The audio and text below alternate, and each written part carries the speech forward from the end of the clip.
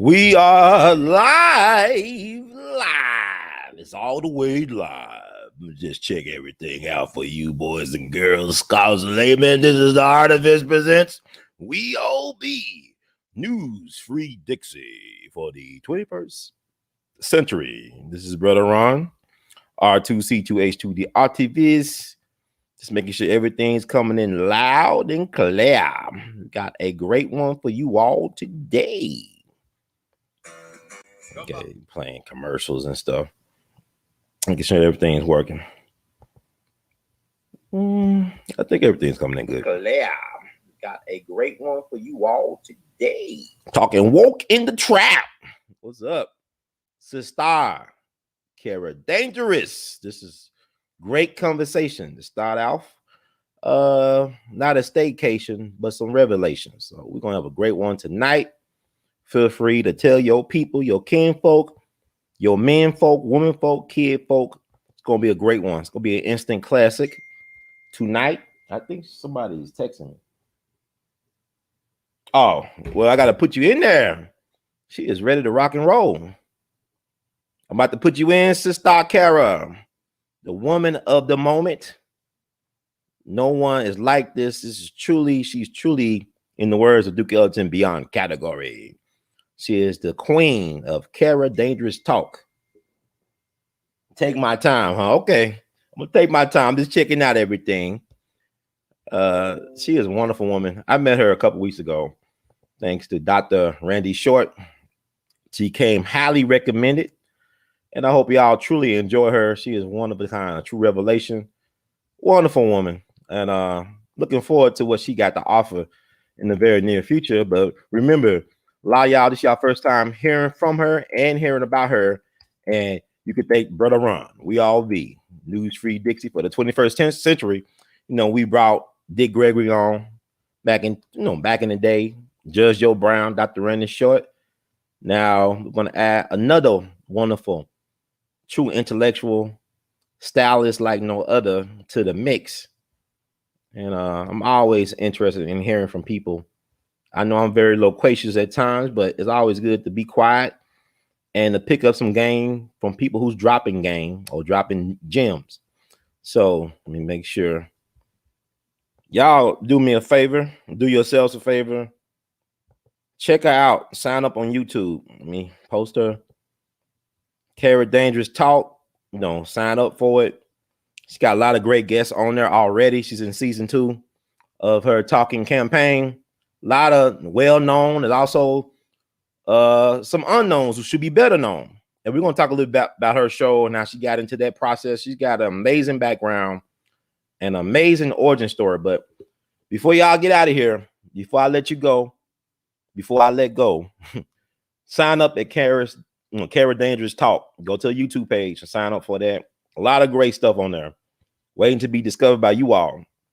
And I really pride myself in having some of the most sophisticated listeners and supporters out there in YouTube land, in the YouTube sphere. So without further ado, let me see. Okay, yeah, my phone is going off. Okay, without further ado, let's bring on the one and only Sister Kera Dangerous. Hello. You good? Are you looking good? Feeling good? Thank you. I appreciate it. How are you? I'm good. I like to call you Sweet Georgia Brown. You're just a sweet Georgia peach, but you got so much to offer. And welcome to the show. I know I did your show last week. It was awesome. That's wonderful. You give such an awesome introduction. So, I mean, I can't beat that. Oh, yes, you can. Yes, you can. Yes, you can. Oh, man. Well, let's talk about you. Okay, I know I met you a couple of weeks ago when I was in Maryland. Shout out to Dr. Randy Short and the brother Arthur Coleman. Great men, man of honor, man of distinction. Great black men. And just, and they told me a lot about you, and you did not disappoint. It was interesting and fascinating. I just think you're very unique. You like an enigma. There's more to you than meets the eye. So let's talk about your origin story. Who is Kera Dangerous? Oh, boy. Well, thank you so much for saying that. Who is Kera Dangerous? Wow. So I'm originally from Macon, Georgia. Mm-hmm. And without a hesitation, I always say the hometown of Little Richard, Otis Redding. and now me, right? Right. So That's you right. can add that on. But I'm just a woman who wants to uplift Black people, our voices. I try to bring on guests to my show who we need to know about, because I said to myself, Black history is going on 24/7 every single day. So on my show, I wanted to put that out there. I wanted to be a representative of that, because I'm proud of us as people. And a lot of us always complain that we're not in the history books the way we should be. Right. So in the meantime, I want to make sure that when you tune into my show, you're learning something, you're feeling uplifted. And I think every single episode we accomplish that. But just to say who Kara Dangerous is, I'm somebody who is a fighter, a lover of people, who I try to fight for the underdog. I fight to get, just for the underdog. I do things that other people would probably not try to do. I don't quit. I'm consistent. And I believe. I madly believe in God, and that's really my source of power. And that's really all Kara Dangerous is about, is being a lover of God and trying to fulfill His will, trying to do the things I feel that He calls me to do. That's it. And the danger is just, it plays a part of my personality. That part of me that's the go-getter. That part of me who's going to get in people's face and say what needs to be said. That's Kara Dangerous. Oh, you made it plain. I like that. You got to the point. But also, you mentioned the city of Macon. It's truly a music mecca for Black music. You mentioned Little Richard and Otis Redding. And you yourself, you're a musician. You add into that legacy. You're a rapper as well, right? You go by Kara Dangerous as a rapper as well, too. Yes, and I actually like to call myself, even though I do rap, I try to say songwriter. I just feel like I'm just a whole artist. That's excellent. So who are some of your inspirations then? Well, for back in the day, I mean, it's all the good people.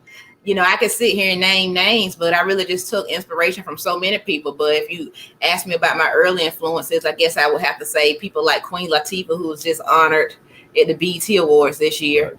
Right. Also LL Cool J, even people like Nas. But, if you want to take it back to the South, where I'm from, then, of course, I enjoy music of 3 6 Mafia, Scarface, T.I.,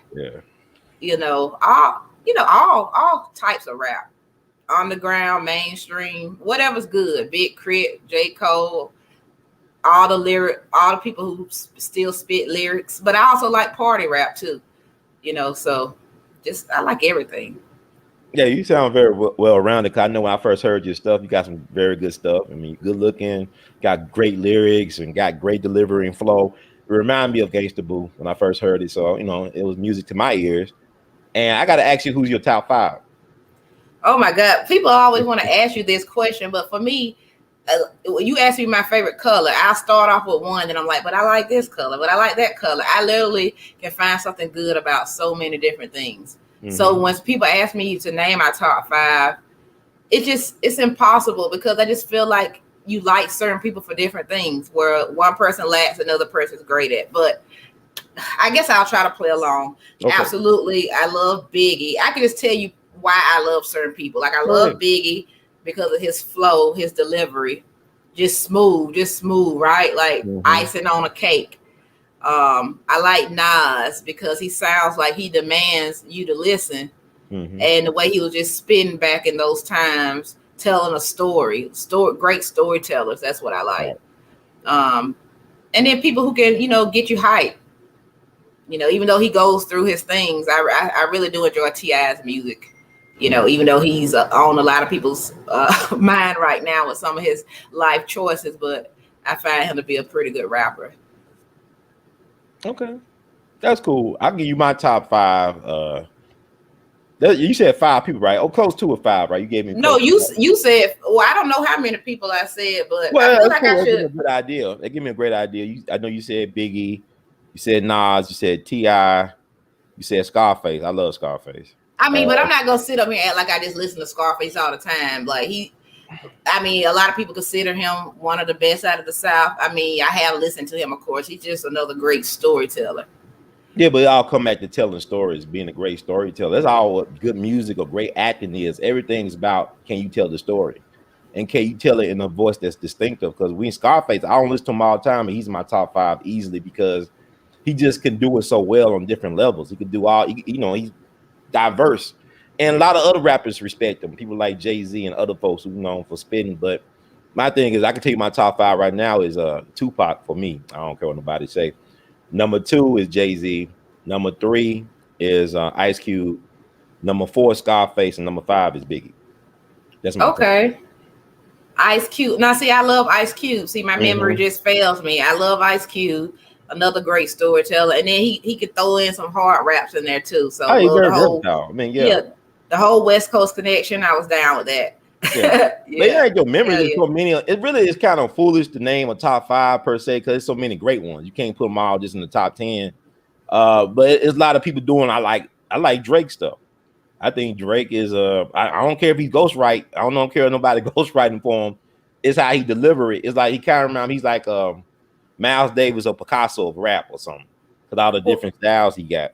Well, 2 things I would like to say here. I want to say, in the last, well, you came on my show last time. We went on Instagram Live, but I read one of the comments here on YouTube, and they asked you if I was drunk. I want to say no, I was not drunk, but because of that person, tonight I will be having wine while we have this show. And everything in moderation, right? Right. So if they ask you tonight, was she drunk?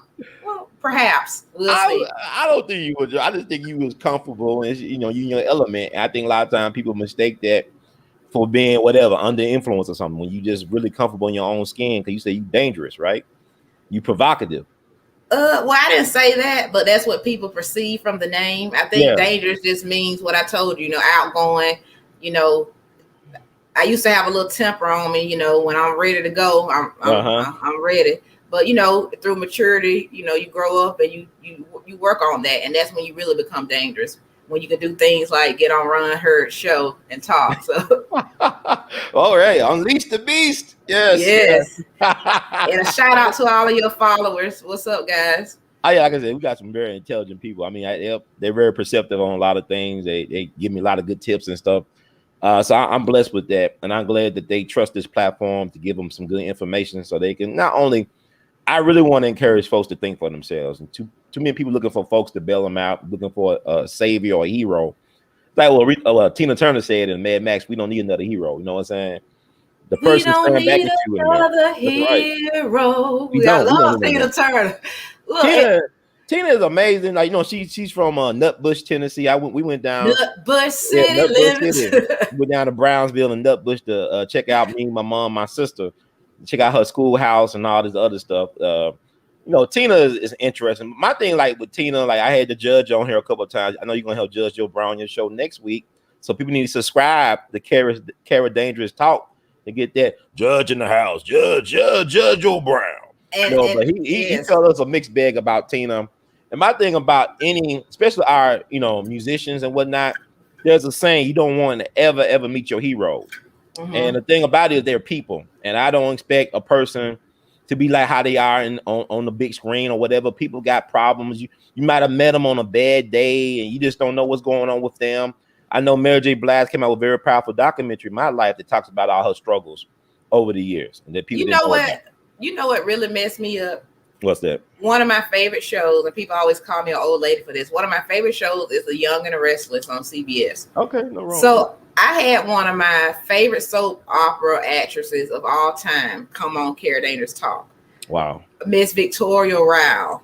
Oh, wow. Okay. Yes. So I don't know if you know Christophe St. John, who died like a year or two ago. Yeah, I remember him. Okay. Him and her were like one of the biggest couples ever on the Young and the Restless, but her story of the treatment she received that, being a part of the cast of that show, and then she was trying to fight for Black actors on the show. She felt like there should be more faces that were Black in production and also acting. But after I had the interview with her, I tell you, I have not watched the show. Just piggybacking off of what you said. because just hearing about her experiences, and she even went as far as to say one of the actresses spit on her. Wow.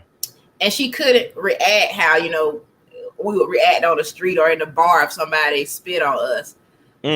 So I don't know. It just kind of disgusted me, and it just reminded me of all the things we have to go through as Black people when we're on the job. You know, so just coming off of what you said, that's what it reminded me of. You know, you said that I was thinking about. You remember Flavor Flav? Of course. You know when New York was spit on by that white girl? Oh, yes, I sure do. It's about when somebody spit on you or try to spit on you. It just, I don't care how peaceful you are. It's something that just make you angry. Yeah, Miss New York got spit on by Pumpkin, I believe her name was. Yeah, that was so nasty. You know her mouth was nasty. You don't know what her mouth been. Child, you spit on me. You spit on me, you gonna be in trouble, boy. I'm telling them that's a fighting at you. But I didn't know she went through all that. That's why people gotta subscribe to your channel, because you be getting the scoop. I know you had a sister on there, the world's first Black woman impressionist, Dr. Sylvia Morrison, that's her name? Yes, Sylvia T. Morrison. I mean, this lady, Monique the comedian, was talking about her on T.I.'s podcast, Expeditiously. And this lady is just fantastic. She's toured the world, opening up for Whitney Houston back in her heyday. She was the first female to host a celebrity roast. She hosted the one for Muhammad Ali. I mean, she knew your friend Dick Gregory. He everywhere. He called her up and told her, "Hey, you're gonna get this job, you know, hosting this roast." I mean, her stories are just fantastic. Red Fox was her first manager. Wow. I mean, those are the kind of stories that I want us to hear. I mean, she's the first, and I think worldwide, she's the first female impressionist.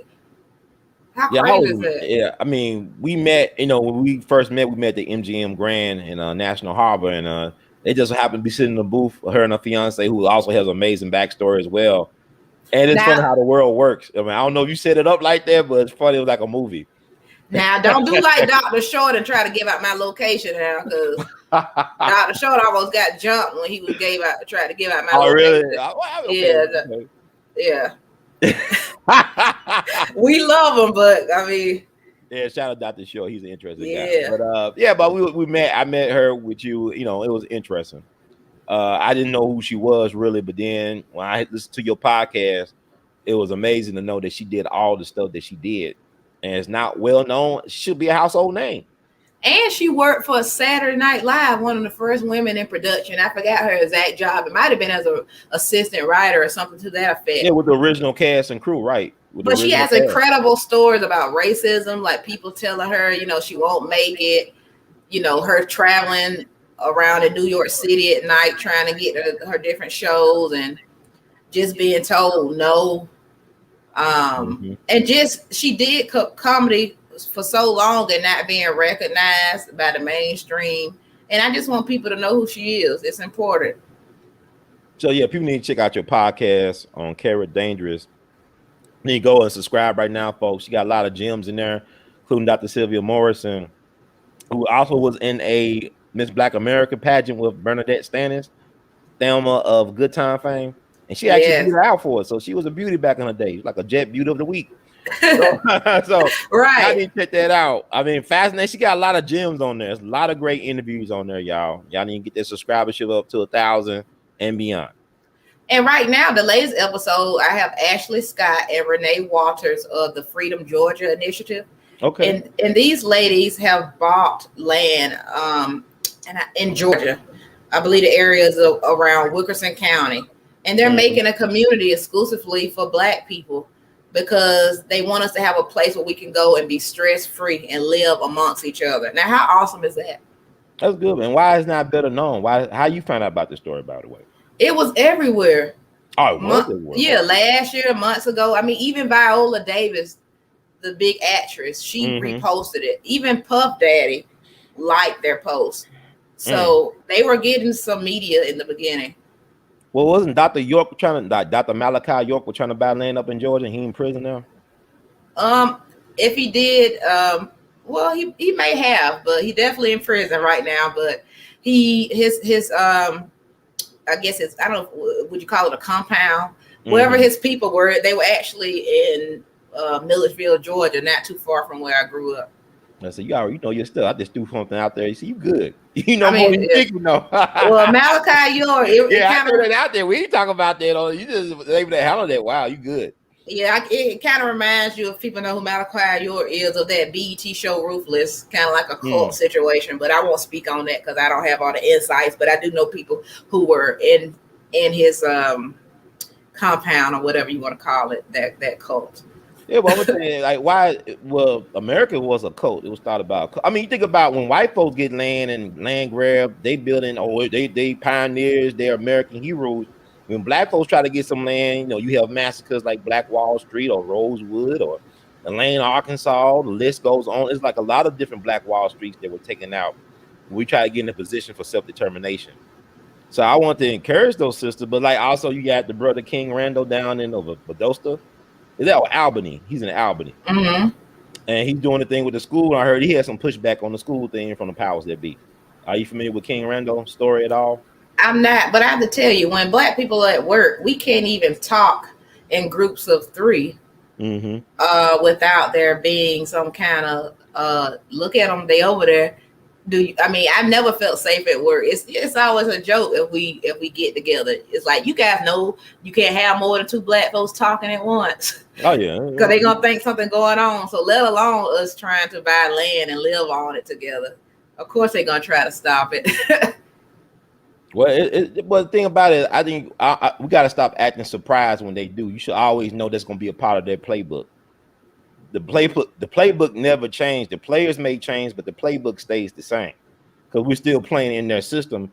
And really, black folks are playing to lose. Like the white folks in this system, they the Harlem Globetrotters, and we the Washington Generals. We play to lose. We don't play to win, which is unfortunate. Well, the thing is we don't ever have enough unity. And you got so many black people now. I call it the Obama effect. I just made that up, by the way, where they think we made it somewhere, you know. So if you try to warn black people about racism or something, if there's not protests going on, or if there wasn't a George Floyd being shot, you know, they act like you worried about nothing, like life is dandy. And, you know, that's truly because ignorance is bliss. But like I heard you say a lot of times since I met you, I mean, what do you say about every day? You say your feelings about every day that you go through. You go off about it. I go off about it? Yeah, you go off about it. Well, I say a lot of that. I forgot exactly what you said, but I'm not saying you angry black man. Well, I'm saying that, but you say you've been woke, and the fact that other people aren't. You know, well, I'm living in a nightmare. Yeah, that's what you say. You live in like a Groundhog nightmare. Day every day for me. People tell me stuff I do for about half my life. You know, y'all just now learning about Black Wall Street. I do that about 20 years ago, and I get penalized for being ahead of the curve. And then like what Dr. King said something to the fact that real leadership don't need consensus. You know, a lot of times you just got to be yourself, be willing to put your neck out there, like Dick Gregory said about the turtle, hard on the outside, soft on the inside, but willing to stick your neck out. And you pay a price for doing that. You pay a price for being a truth teller. I mean, basically, I live a lonely existence. Okay, but I want you to go deeper with that. Okay. What make and don't count me asking this as me just being ignorant, because I just want to get your answer. Different stuff. Ignorant means you stupid. You just don't know. That's what ignorance means. It just means not aware. Well, I'm glad you know then. Okay, so why is it a nightmare for you? Why do you say you live would you say a lonely life? Like, what is that? It's a lonely existence. I mean, I'm not, I don't feel sorry for myself, but you wouldn't. It's like Dick Gregory told me before. He said, "Ron, we in the army. We in a universal army. If you don't like the assignment, get the fuck out the army. When you take these assignments on, know that you'll be alienated. Know that you'll be ostracized. You'll be bullied. All this stuff, and it be by the people that you love the best. Sometimes the people that end up killing you are your friends and family. More so the enemy. You don't think about Malcolm X and JFK. They bodyguards were complicit. Right. Huey Long. Bodyguards were complicit. Don't tell me about you gonna protect Brother Run. I don't need your guns. Y'all, you know, like to me, black folks like to run off at the mouth. They like to tell everything they want to do, but don't do nothing. And really, you speak with your actions. You don't speak with your words. But everybody want to get on Snitch House, Clubhouse, and on YouTube and Facebook and Instagram and tell the big plan. Hey, we're gonna have an expose. We're gonna have a press conference and tell all these MFers what we thinking. You know, like last year, It was Grandmaster J, whatever the hell is. And in fact, this year is the Rise of the Moors. Who write these damn scripts? How come black folks keep on falling for the okie doke? Like Biggie said, don't you know that bad boys move in silence and violence? White folks don't broadcast everything they're gonna do to you. They just do it, and they do it while you sleeping. Y'all so woke, y'all sleep. You know, and my thing is, we don't love the folks that love us. We hate folks that hold us. Because love me, I'm gonna hold you accountable. If I love you, I'm gonna tell you you right, and when you wrong, I'm gonna do it in spite of your response because I love you. See, we don't love folks that love us. We love folks that spite us, that tolerate us, can't stand our guts. How else can you explain black folks still want to be around white folks in Tulsa 100 years later and beg the devil for mercy when the devil's only qualified to give you more hell? You rather I know some people that hell. ignore it. I know some people that they won't look at slave movies. Okay. And the only reason I think slave movies are good, they're for black people who just don't get it. But I noticed the ones who don't get it on a deep level, those are the ones that will shy away from watching these things. I mean, I had someone tell me they had to unfriend me off of Instagram because what's the word they used? They said it was just becoming too much for them to see my posts. They said it was Really? like it was traumatic. But I'm like, this is what we go through every single day. So I didn't understand it. And I mean, does that mean I'm accepting a trauma, or does that just mean I'm being a realist? I mean, hey, you pay a price for trying to tell people the truth. People don't want people. I don't know how people still care about sports. I don't care about LeBron James winning another championship. I don't care about who's winning this championship. It's a game. All this stuff is distractions. These celebrities are more concerned about paychecks than they are about change. They're more concerned about likes than to be unpopular. To really be a change agent, you must accept that you will be unpopular, because change is not a popular thing. Dr. King toward the last 5 years of his life was one of the most disliked Americans, probably one of the most disliked people in the world, not because he was necessarily a bad person, because the media portrayed him as such. It's like, I remember I looked at Kobe's last finals that they won. Oh, yeah, the last finals that he was in. And I think it was Mark Jackson, the former basketball player and coach and commentator, and I think it was Stan Van Gundy or Jeff Van Gundy. I don't know which one was the coach of this. Jeff. I like Jeff. They both. Stan is the bigger one. Yeah, Jeff. I like the color commentary, and they were talking about, Kobe get a bad rap. Like they'll talk about how people assume that Kobe is not a team player, but they say it's on the media, because once the media put that on you, you can't shake that narrative. So he wasn't a bad teammate. If he was a bad teammate, they wouldn't have won any championships. Well, they just said he wouldn't pass the ball. And I mean, he made jokes about it himself. But I guess if you know you're going to make it, then and you're not sure about the teammates, you will try to take the shot. But I played basketball growing up, and I know if a player's really good and they won't pass the ball, that can make you angry. So that can make a little bad feeling within the team. But hey, the coach will go for it, because if the star player is shooting that shot, they're going to continue to draw up the play and put it in their hands. Right. I mean, it's just as simple as that. So, I mean, they built that team around him and Shaq, but mostly him. So, hey, he was there and he got what he needed from that. Well, you know what, the Kobe thing, but like his teammates, a lot of them lack confidence. I ain't gonna say a lot of, but some of them did lack confidence in taking the big shot, because even if you're a big time player, you're gonna miss more shots than you make. But they have the confidence to still take that shot says a lot. I remember when Kobe first came to the league, dude was shooting air balls, but he never stopped shooting. And he's a Virgo too, because people always say, "Oh, it's a mumblement." Nah, it's a Virgo. Virgos do that shit. They OCD like that. Kobe, Dave Chappelle, Michael Jackson, Charlie Parker. I think a bunch of Virgos. Beyonce, Nas.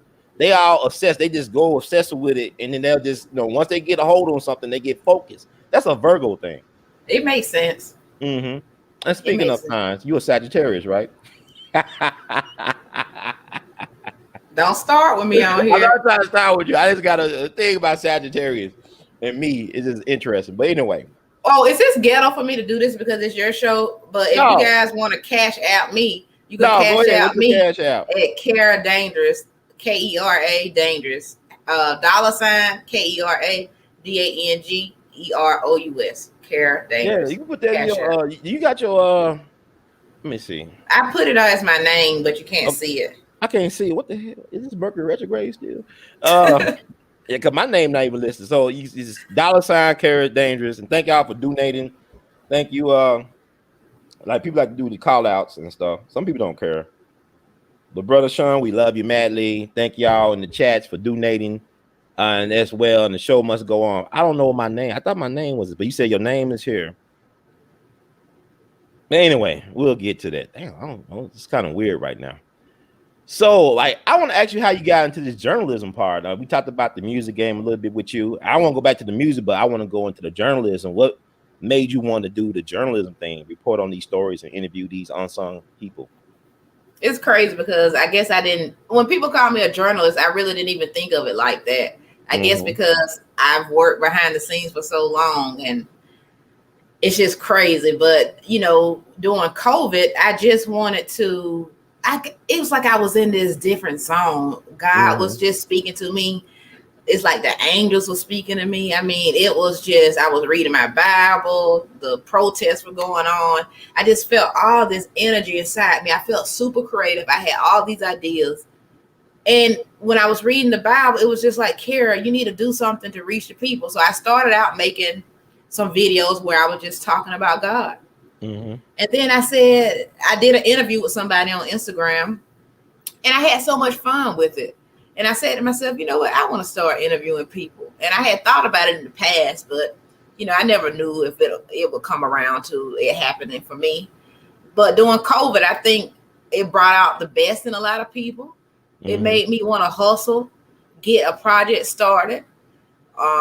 When George Floyd situation happened and you had all these protests with the different people being shot, Ahmaud Arbery, I mean, all the different cases, and I'm seeing this happen on the news. And I was in New York at the time, and so I was right in the midst of the protests that they were having, and it was just electrifying for me.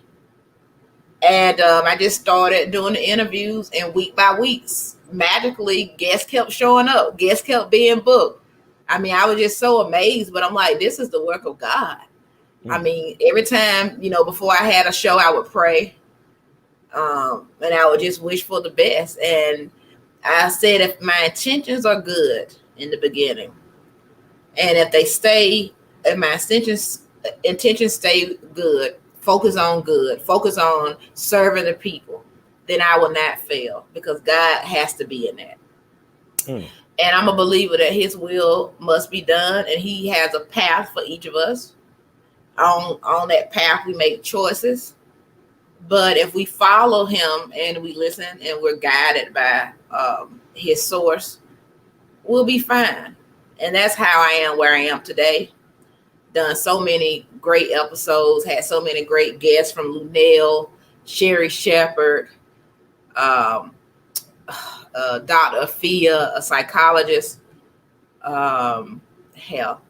Chris Broussard, Jamel Hill, Mike Hill, music producers, King James Worthy, Troy Oliver.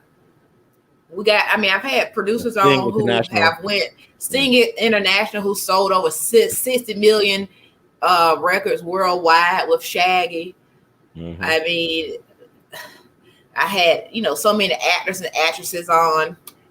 Valerie Pettiford, who was on a UPN show, and also on the Family Business on BET, who was a ballet dancer who's been on Broadway.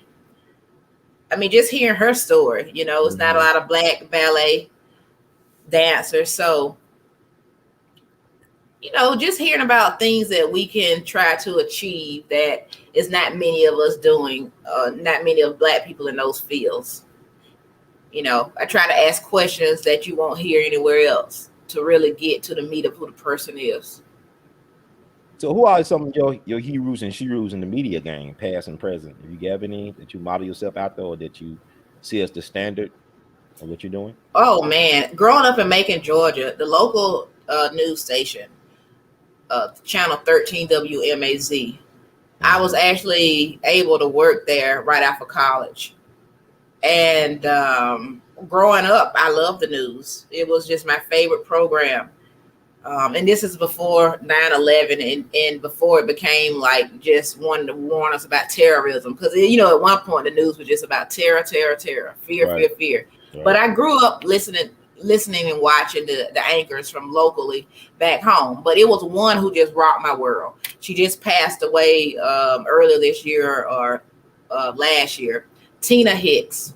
Well, Okay. if you Google Tina Hicks of channel 13 WMAZ, you'll see just a regal woman, classy, and she told the news like no one's business. She couldn't be touched. And I heard it was just an accident how she got on air.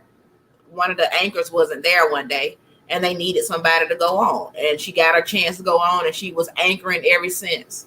But this lady was just phenomenal. Just really Was she great. out in Atlanta, Macon. Macon? Okay, Yeah. I heard somebody pass. Okay, that's cool that you can remember. That means she had an impact. Yeah, she really did have an impact. I think that was really the first person. I mean, you got people like Dan Rather, of course. I mean, people say what they will about Oprah, but she probably influenced so many people. Even if you don't like Oprah, I think the thing that I can always find that I admire about her is she was just one of the first ones to make it so big, you know, and to do it the way she did it. You know, people criticize her about being, I guess, how can I put it? Saying that, you know, she tried to basically seek white women as an audience, stay at home white women, but you know, whatever, she did what she had to do. Yeah. Sometimes the first pioneers, they have to do stuff that we may think is, I don't know if you want to say coonish or we may think is selloutish, but they do it and they open the doors.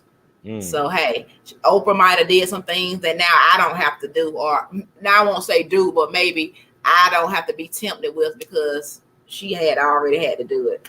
I don't know if that makes sense the way I'm saying it, but Yeah, I hear you you. I know, hear you.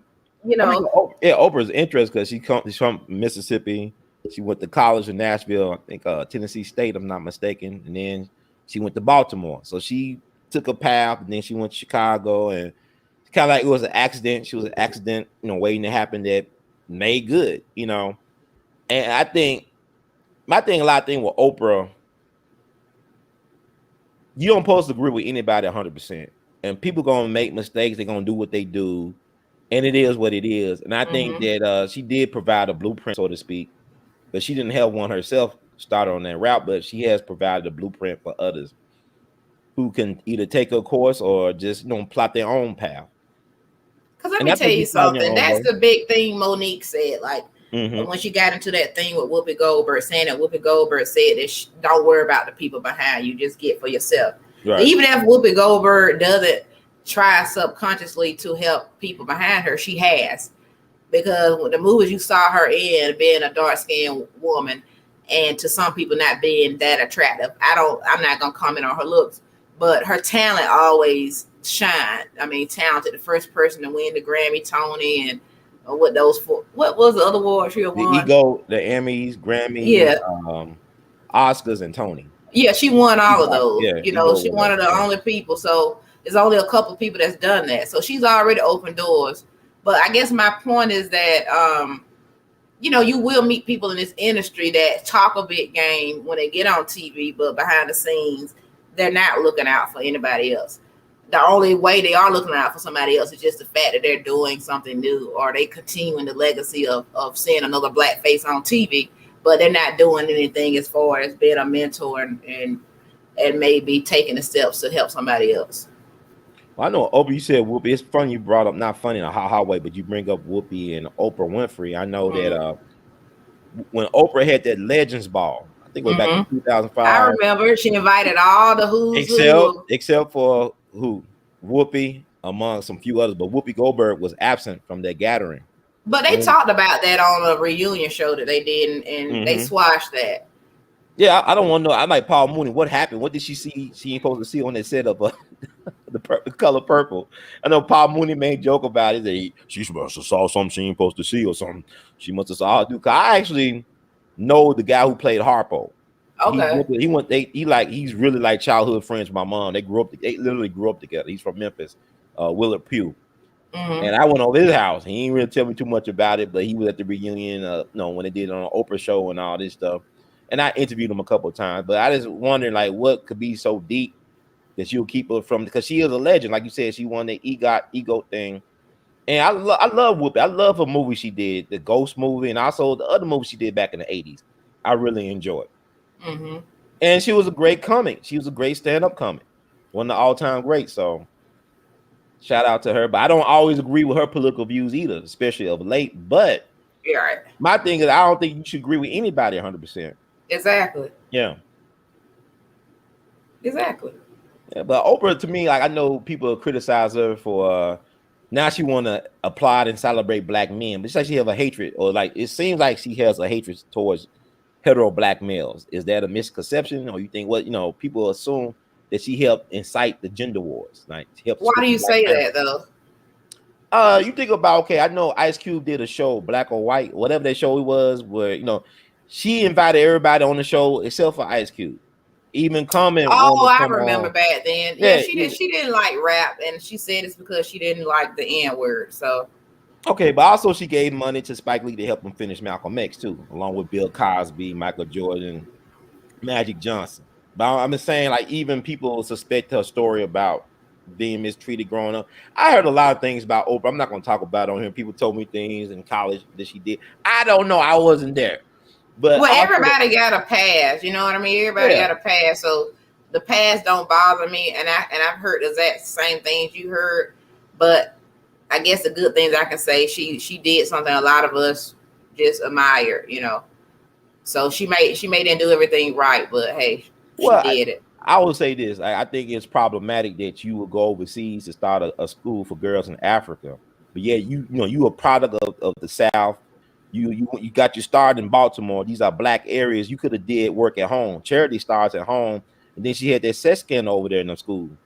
Well, you know what her response was, is that there are plenty of resources here for American children. So she felt like over there they would need it more urgently, and that she would give it thought to have a school here in the United States, especially now since she has had some graduation classes, now up on her school. She said it was a learning curve for her owning a school and being over it. So she just wanted to see that off well. And I remember back when she first had the school, Queen Latifah had made a comment saying that she would like to open a school here. So, but I mean, hey. Yeah, Jumping Jack Flash. That's the movie I love. Whoopi in Jumping Jack Flash. I remember looking in the movie theater when I was a kid with my mom. I was a big fan of Whoopi Goldberg. But I was too, especially in Karina. She was excellent in that. But the thing that get Whoopi Goldberg is in trouble is her love for white men. A lot of people dancing. I remember that stuff. Yeah, that's what got her in trouble back in the day. So sometimes people feel like she a little. Well, she said the brothers didn't love her though, but she was not a bad-looking young lady. She was in Star Trek back in the day. I mean, she was not a bad-looking young lady, but she said the brothers didn't have no love for her. I mean, yeah. I mean, Rodman said the sisters didn't. Or what? I mean, hell, Rodman said the sisters didn't love him. So I mean, everybody have issues where at certain ages people don't want to date you. I mean, even beautiful people have that problem. So I mean, it is what it is. It's like, are you going to keep trying, or are you just going to go to something else? But it's like a actress I like and respect. I think she's beautiful, very naturally beautiful. Alfre Woodard, I think her name, Alfre Woodard. From Crooklyn. Yeah, but she said, I don't know. I got to go back, but allegedly she said something to the fact that the first time somebody said she was beautiful was from a white man. That a black man never told her that she was beautiful. Her parents never told her she was. That's what I'm trying to say. I heard that. I don't know if it's true because she's acting. I don't know. It's kind of strange. You're not ugly. Alfre Woodard is not an ugly woman. Not to me. But I think it's weird that people, if one person have a bad experience with one person, that means the whole group is guilty of it. Yeah, that's dumb. I used to get picked on in school for different things. Yeah. And you grow out of it. My mom always tell me, you can't let your childhood just continuously break you down. You have to get to a place where you grow from it. You don't let it destroy what you got going on now. You gotta heal. So I mean, if I played into everything somebody said about me, I wouldn't be able to wake up in the morning. Yeah, I think you should live your life based on what people think about you. You can't control that. You can't control what you think about and what you focus on. I think that's a lesson to be in that. But I mean, Oprah's interesting. She's an interest, experiment. You go help Judge Joe Brown on your show. If you ask him about Oprah, he got a whole. I'm gonna tell you Oh about boy. Roger King and all of them got jokers. He go Judge Judge got the O'Brien. receipts though. I'll tell you about Oprah back in the 90s Yeah, he know before all she the stories. You even know what I'm saying? before she even had an Oprah show. I knew her back in Chicago. Yep, you already know. You got him good too. You got him good. He'll tell you all about that. But I mean, I'm not knocking Oprah. I think everybody's up. Nobody's above critique, especially a public figure. And Yeah. Oprah has a track record. I just think it's interesting that everybody is running away from where they come from to do things. You can do things in your backyard. Like people tell me, you can't talk on stuff because you haven't been. I don't have to go everywhere in the world to have a point of view. That's retarded. It's places in your backyard that you haven't went through, you never explored. It's places around where I live there in Memphis. Amazing backstories. A lot of culture here that people don't explore, but they think they got to go over where yonder over there doesn't have an opinion about everything. You don't. Some things are universal. I was just thinking about that the other day because I was always told you can learn something from anyone. Yeah. And I'm just thinking about it, how amazing life is, right? We all are, like, if you watch a TV show, whatever's your favorite TV show, you like or dislike something about each character on that show. But think about when you see one of those TV shows that talk about more than one character's life, okay? And you see mistakes they make and you say, I would never do that. Or you say, oh, that's exactly like me. Well, that's exactly the reason why you can learn from so many different people, because we're all going through this thing together. We all have our different paths with these unique stories. And that's why I love doing what I do. Interviewing, having guests, because I'm getting some fascinating story every time I come on. Yeah. It's like a fingerprint. It's just unique. Everybody's story is so freaking unique. Most definitely. Now, what's been the most unique story you have ran across so far from your interviews? Oh my gosh. The most unique story. Right. From every single interview that I've done. Yep. Oh my gosh. Ooh, you really done. Yeah, I hit the jackpot. I'm trying to think. In the meantime, as she's thinking, y'all go sign up to a YouTube channel, Kera Dangerous Talk. This is bad. You all right? You good? We got time. I got time today. Well, I think when I had Mike Hill on, he talked about understanding that he went through a stage where he was really bad with women. Okay. He was immature. But he knew that he needed to go to therapy to handle his issues after a failed marriage, and being a cheater, early on. I just like the fact that as a Black man, he was okay with therapy. And I don't know how you feel about that, but he just gave such a honest, he just gave me honesty about the whole situation and him needing that help. Now, who is Mike Hill for?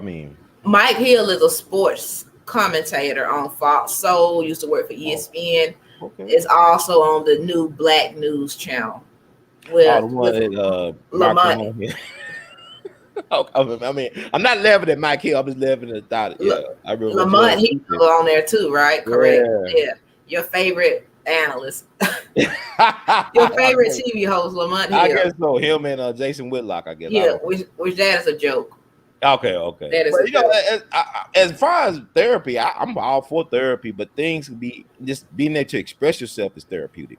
Mm-hmm. Me being a creative person, I can draw, I can play a trumpet, I can do this, I can write, I can talk on here with you. This is therapy for me, sharing my thoughts and feelings and perspective. I think that people problem, they have a hard time just being comfortable with themselves. That's not with other people, just being all right with you. And that's hard for a lot of us to do, to get right with us. Mm-hmm. A lot of us don't really know us like we should. A lot of us don't spend enough time alone getting to know us. Like I love taking long drives across the country because it gives me time to talk to myself. All my different versions of me. But go ahead. I'm feeling really the energy now is just to tell people to participate in things that you really are passionate about. Mm-hmm. The fact that people live their whole life working a dead-end job Yeah. Then they retire and their body is broken down. Mm-hmm. And then what's next? Death. And I know that sounds very cynical, but please do something that you enjoy in this lifetime. The fact that for the last year I've been having this incredible show just from the belief that I could do it, just from, you know, starting off with nothing and just doing it. That's an experience I want so many other people to have. You know, tap into that, because I know there's so many people out there that don't know what their hobbies are. They don't know what they're passionate about. And these are adults in their 30s, 40s, 50s, 60s, whatever. But you got to do it before you leave this earth. You got to be willing to have something you fight for, that you're passionate about, that you love. Right. And I mean, I truly believe that. I think it's so important to tell people that. I definitely agree with you 100%. That's definitely, it's never too late either. Like my mom, she just got her doctorate in education at 60. Well, she'd be 62 on July 18th. Wow, excellent. You know, she just got, but she always was an advocate for education, doing like things every year through our nonprofit, whatever, to get kids registered for school, to find scholarships for families and students who want to go. But she also instilled that love of knowledge and the pursuit of knowledge and never giving up in me, as well as my two other siblings. Today is my younger brother's birthday today as well. He's an interesting character. I mean, a Renaissance man in his own right, and I wish him well, and many, many more. But it is important just to be yourself and be comfortable in pursuing things, not worry what people got to say about it, if they co-sign it or not. Like my friend Dick Gregory would say, my truth does not need to be validated by your ignorance. So I'm at my age at 41. That's where I'm at right now. I care, but I don't care no more. I just, you know, I've been there, done that. Well, let me ask you questions, because you were so close to Dick Gregory. One version of him. Well, knowing him older, later in his life. Yeah, the Twilight years, yes. But we know that Malcolm X was quoted as being critical of him back in the days. What do you think if Malcolm X had lived, or if he could see the later life of Dick Gregory? What do you think his opinion of him would be? It don't really make a difference. Malcolm. See, the thing about Malcolm, I know it's a UC Berkeley interview he did. Malcolm was always critical of a lot of people, and I had the chance. I know people that work with Malcolm. I had a chance to interview them. I even talked to his family, his nephew Rodell Collins. And spent hours and hours on the phone. He sounded like Malcolm sometimes. I said, "This is Malcolm X, or this is you, man. Are you challenging your uncle?" But the thing about that is, you got to look at the bigger picture. That's a context, like, you know, about Malcolm was telling the truth about why is that black folks got to have trumpet players and singers and, you know, all this stuff as their leaders, when nobody else who's taken seriously as a group have entertainers as their leaders. But here's the thing about Malcolm: when he was Detroit Red, Malcolm used to play drums sometimes behind Billie Holiday. When he was working as a dishwasher at Jimmy's Chicken Shack, where Charlie Parker and Art Tatum would play, guess who was his fellow dishwasher was? Who was he? Oh, Red Fox. Right, Red Fox. So Malcolm, even when he had his rallies in Harlem, he would have entertainers, you know, move the crowd before he got on stage. Yeah, people like Max Roach and Abby Lincoln would perform, and you hear like Esther Rose, damn, James. She would perform some stuff for the people. Then Malcolm would get on stage.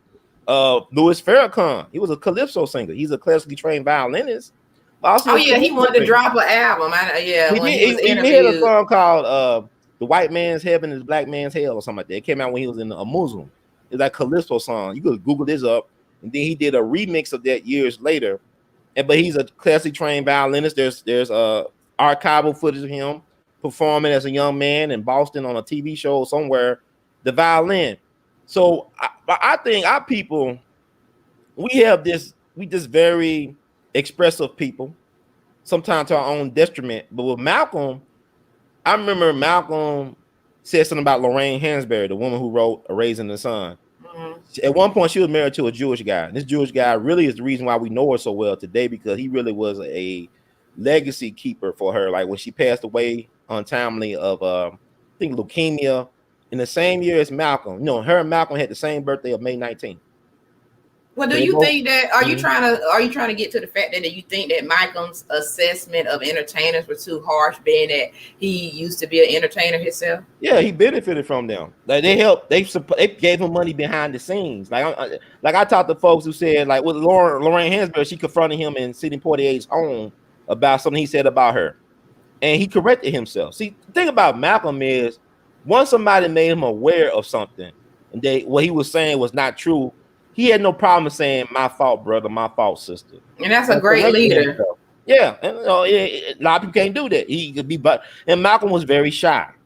And Dick Gregory made a point. He made you uncomfortable in how shy he was. You know what I think it comes. I'm sorry. What I think it comes down to is when you have a person who becomes religious or is God fearing, and then you mix entertainment into it. There can sometimes a battle can stir up. Okay, a battle can stir up. Yeah, because you see what entertainment life can bring. And Michael, because he was doing things on the streets, he saw the drugs that came with it. You know, he saw the alcohol that came with it, the crazy lifestyle, you know, the sex. I mean, it's not all like that, but he probably saw those things because he was dealing with the hoodlums of that time. And that's why he probably judged him so harshly. But another personal factor that is, because I know it myself, even when I write my music, if you somebody who's God fearing, but you also want to be in entertainment, it's just this fine balance of how can I keep my morality.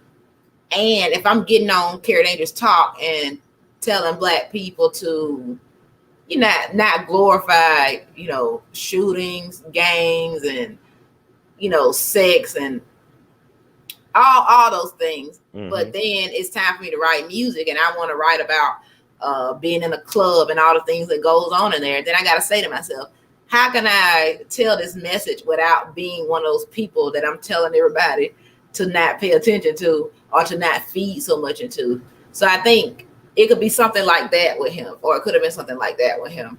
Well, Malcolm, the thing he learned how to do his public speaking from listening to Paul Robeson on the radio. Paul Robeson, one of the greatest entertainers of all time, one of this brilliant man, beyond category, who was the son of a preacher man who was a runaway slave or a former slave. His father used to preach in Princeton, but Malcolm learned from Paul Robeson how to speak, and he was also a son of a minister. And I think what the thing about Malcolm, see, Dick Gregory gave up his lifestyle when he met Medgar Evers down in Mississippi. He had to change. See, that what I like about the documentary, it showed all the losses he suffered financially for choosing to stand up for his people. You pay a cost for standing up for what is right. You're not rewarded for doing the right thing. Dick Gregory was blackballed for a long time. He just now got his Hollywood Walk of Fame star in 2015. He should have been had one. But like he said, I've been a bad boy. I crossed the line. I did things that they didn't want me to do. My thing with Malcolm is complex. I think you can't freeze Malcolm. I think the greatest tragedy was that Dick.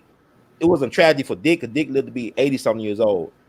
Malcolm was stopped at 39. They stopped King at 39. They stopped Medgar Evers at 37. It would have been wonderful to see what they would have been doing in their 80s, or what they would have accomplished over 40 plus more years of living.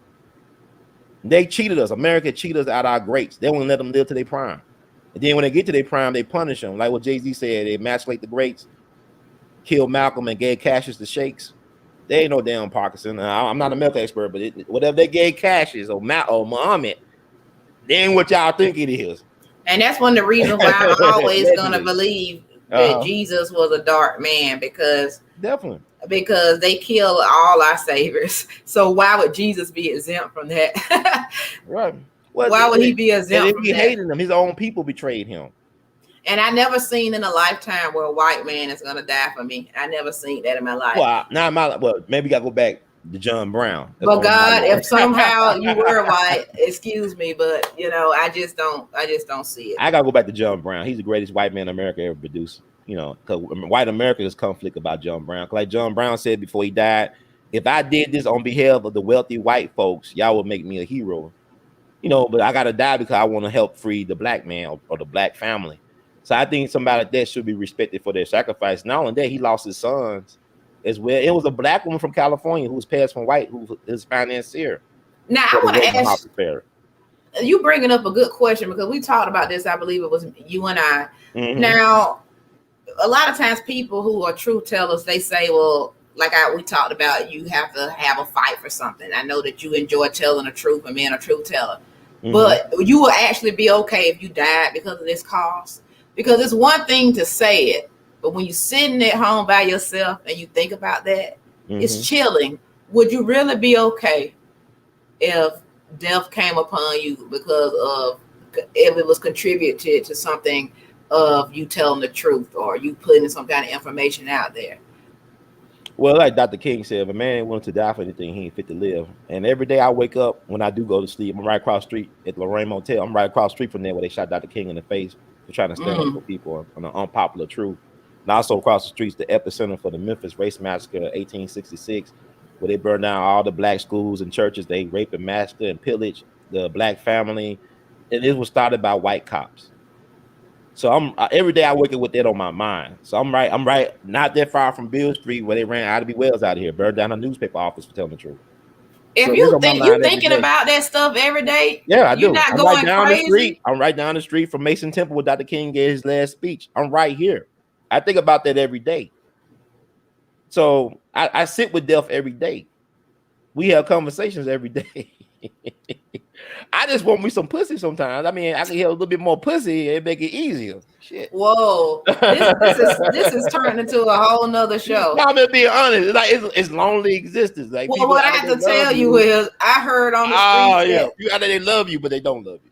the price of pussy has gone down. So just to let you know that. Yeah, you know what's funny? You know, old folks. I don't call them all elders. There's a lot of them old people. They just old and tired. They make. I mean, I go to conferences. They'll tell me, you know, Dr. King, he had a menage a trois before he got killed. I said, I'm glad he got some pussy before he got shot in the goddamn face for you ungrateful. Oh my god. You know, I'm glad he got him some. I mean, shit, if that's true. I hate hearing about any dirt about Dr. King. Nah, he was a chain smoker. He drank the liquor and he loved pussy and catfish. Okay, good. No. American hero. American hero. Right. That's not my favorite people. He's a preacher. Right. And in the meantime, he still was able to have a dream. Yeah. And his wife was okay. I mean, look, Coretta was a G. She was a Taurus like me. She was a G. Like, people want to make it like with the Cosby thing. He cheated on his wife. Nah, his wife knew she was getting a dog. She knew that Cosby was a hoe. They made a deal. It ain't our business to know what the regular. No, he cheated. Nah, he didn't cheat. She won. She won a jackpot. She hit the lottery. She was able to get a lifestyle. Do you know how famous Bill Cosby was? I'm talking about that. He was famous. Like, yeah, that come with the territory. I mean, if you're an athlete, you're gonna be a hoe. You should be a hoe. But what if the woman is a celebrity? Can she be? She should be a hoe too. So okay, so if I blow up, what's the point? So if I blow up, okay, I blow up, I get married. My husband should just understand that I want to be with other people. You should make it clear to him. He should know what he's getting into. To be, if you're gonna be like that, be honest. Let people have the choice. They can make a choice, not be blindsided about what you want to do. Be honest with people. Is a business merger. Well, as of now, I respect the sanctity of marriage. Okay, whatever that's supposed to mean. Yeah. I mean, you got to define it for you. You define it for you. And y'all got to have an understanding between y'all. This was the secretary. It's y'all business arrangement. Okay, so this love thing is a new phenomenon in marriage. This love. Okay, so what's your whole thing about marriage then? Okay, I'm not against marriage, but I'm saying it's a business. It's not what people think it is. You know, love don't pay the bills. Love don't pay the rent. Love don't pay the mortgage. But I'm talking about God's laws. Are you not? Well, I'm talking where they use marriage is all about empirical bullshit. It ain't about God's law. You know what I'm saying? If it was about God's law, why would people run away from marriage when things get hard? But I'm talking about the people who are getting married under the belief that they're marrying the way God wanted them to. Okay, but they got to make sure they marry somebody that's on their understanding, on their level like them. But I'm just trying to make sure you're not saying, were you saying that to you it would be okay? But you're saying for you, it's okay if the spouse wants, if they're living a certain lifestyle and they have a certain amount of wealth, it's okay for them to go out on their partners. What you? No, it's not okay if the partner's didn't sign up for that. So it's not adultery though, if the partner knows about it. It's not adultery. Okay, you remember like some people I love and respect. I don't know them, but I seen Ruby Dee perform like 20-something years ago when I was in college. They were swinging. Ruby Dee and Ozzy Davis was swinging. Open marriage. They were open. But it's not even an open. It's like it's an understanding. Every marriage is just an understanding between the people involved. I hate to put judgment on people's relationships. It's not for me to judge Will and Jada. It's kind of weird and fucked up to me, but if that's their agreement to be fucked up like that, So would you only judge somebody? So only judge people who claim to be like a Christian or some religion? No, I'm not even saying I don't. What I'm saying is like, okay, I told somebody, look, if I saw a friend of mine that she was married and I saw her stepping out on her dude, or it looked like she was stepping out on her dude, it's not my job to tell her spouse about it. I don't know what the context is. It could be like a ex boyfriend. I don't know why they mean, but people always make it their business to make somebody else's business their business. You can't win, even if you tell the truth. You still gonna lose. I just feel like we're not meant to just do everything we want to do. I mean, who knows? I may have the fantasy. A woman could have the fantasy of sleeping with 3 men. Ooh, that may feel good. Oh, but if I told you that, you would think I was a whore, right? No, I don't care. I think you a human being. And you got needs. You're a very sensual creature. You beautiful woman. You just got appetite. Shit. You're like somebody eating McDonald's at 2:00 in the morning. I just feed it for them fries. I mean, it is what it is to make you human. Ron, I'm surprised about you because, like, if we all do what we want to do, then what the hell? There's no order. Well, this is why the black family has been destroyed, because this free love bullshit from the 60s. Why you got me confused? You believe it? Do you believe it? No, hell no. Hell, shut up on your own show. Do you believe in the openness or do you not? Because you can't do both. No, that's what's wrong with us, bro. No, this is why. Okay, you want to know why I feel about it. You want your nut and you want your apple, your orange, your cake. You want the damn hot dog and hamburger in the party. I like to overeat sometimes. You greedy as hell. No, I am greedy, but what I'm saying, okay, for me, I'll be honest with you. I'm a sucker for love. I don't see, like, people keep on saying, don't let nobody make a fool out of you. Ain't no fun unless they make a fool out of you. Ain't no fun. My thing is this. Like I tell dudes all the time, you're going to pay for it anyway. I don't care if she's a prostitute, that's your girlfriend, or your wife. You're going to pay for the pussy. On the front end, on the back end, you're going to pay for that pussy some type of way. Ain't always about the money that folds. It's different types of currencies that you pay. There's hidden taxes to it.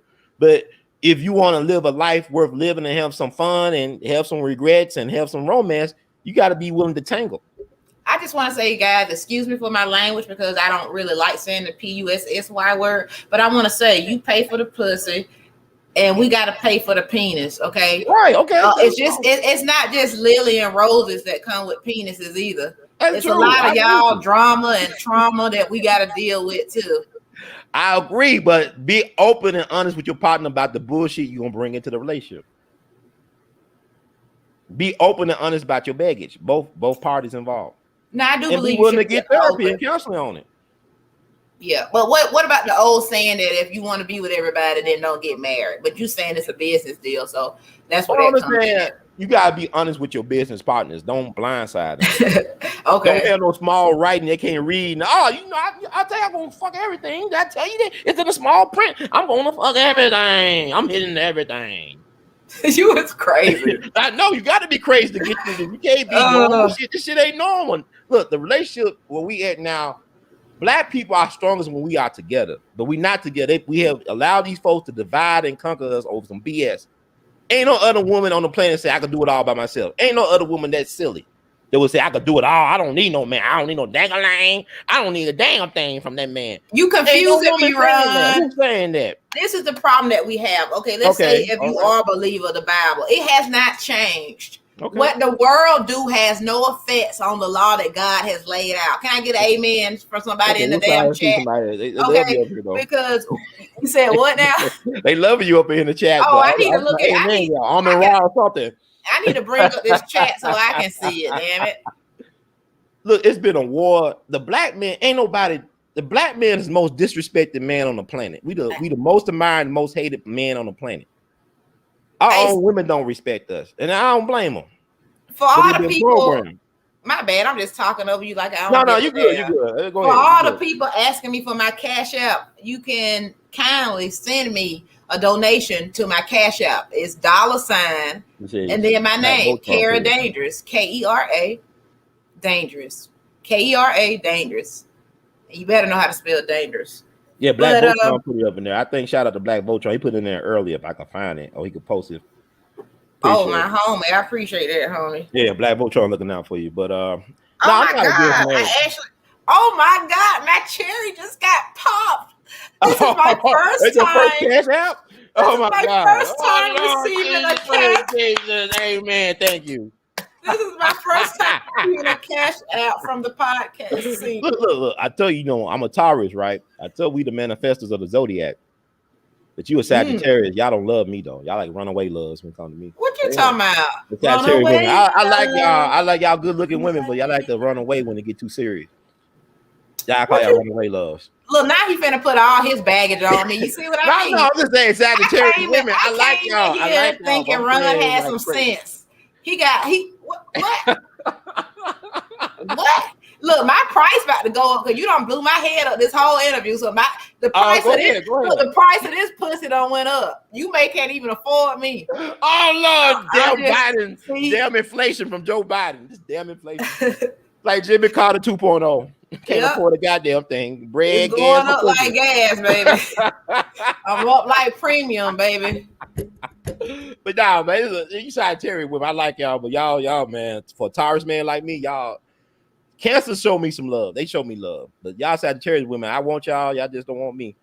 Virgo women, they too busy just getting involved in shit. They kind of flighty, but I like them too. But anyway. Wait a minute. Black Voltron talking about, no, Shamar Freeman said if the Bible has not changed and Solomon had how many wives, but wasn't he in the Old Testament though? And Solomon, man, but even the wisest man in the Bible fell victim to the pussy. Well, it's been getting destroyed Solomon. Oh, it always gets y'all in trouble. It got y'all in trouble from the beginning of time. Things, I'm saying men do things to impress women. Men get power to get pussy. And women do things to impress men. You think right. You think that they gonna spend all that time on their hair and clothes and stuff? Half of these women don't even look like what y'all see at first. Your first date need to be at a swimming pool. Tell her to take a dip. When she come back up, you probably won't even know what you're looking at. Yeah, don't filters a joke, man. I can't trust my eyes, my lying eyes, boy. I be meeting people in person. I said, was this picture taken 5 years ago? When was this picture taken? High school? But you met me in real.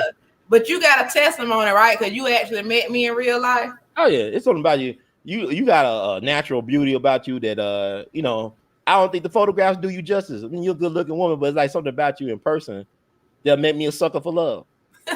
Make me buy you all types of things besides chicken wings. You know what I'm saying? You was crazy. But I'm crazy. I know that. But it is what it is.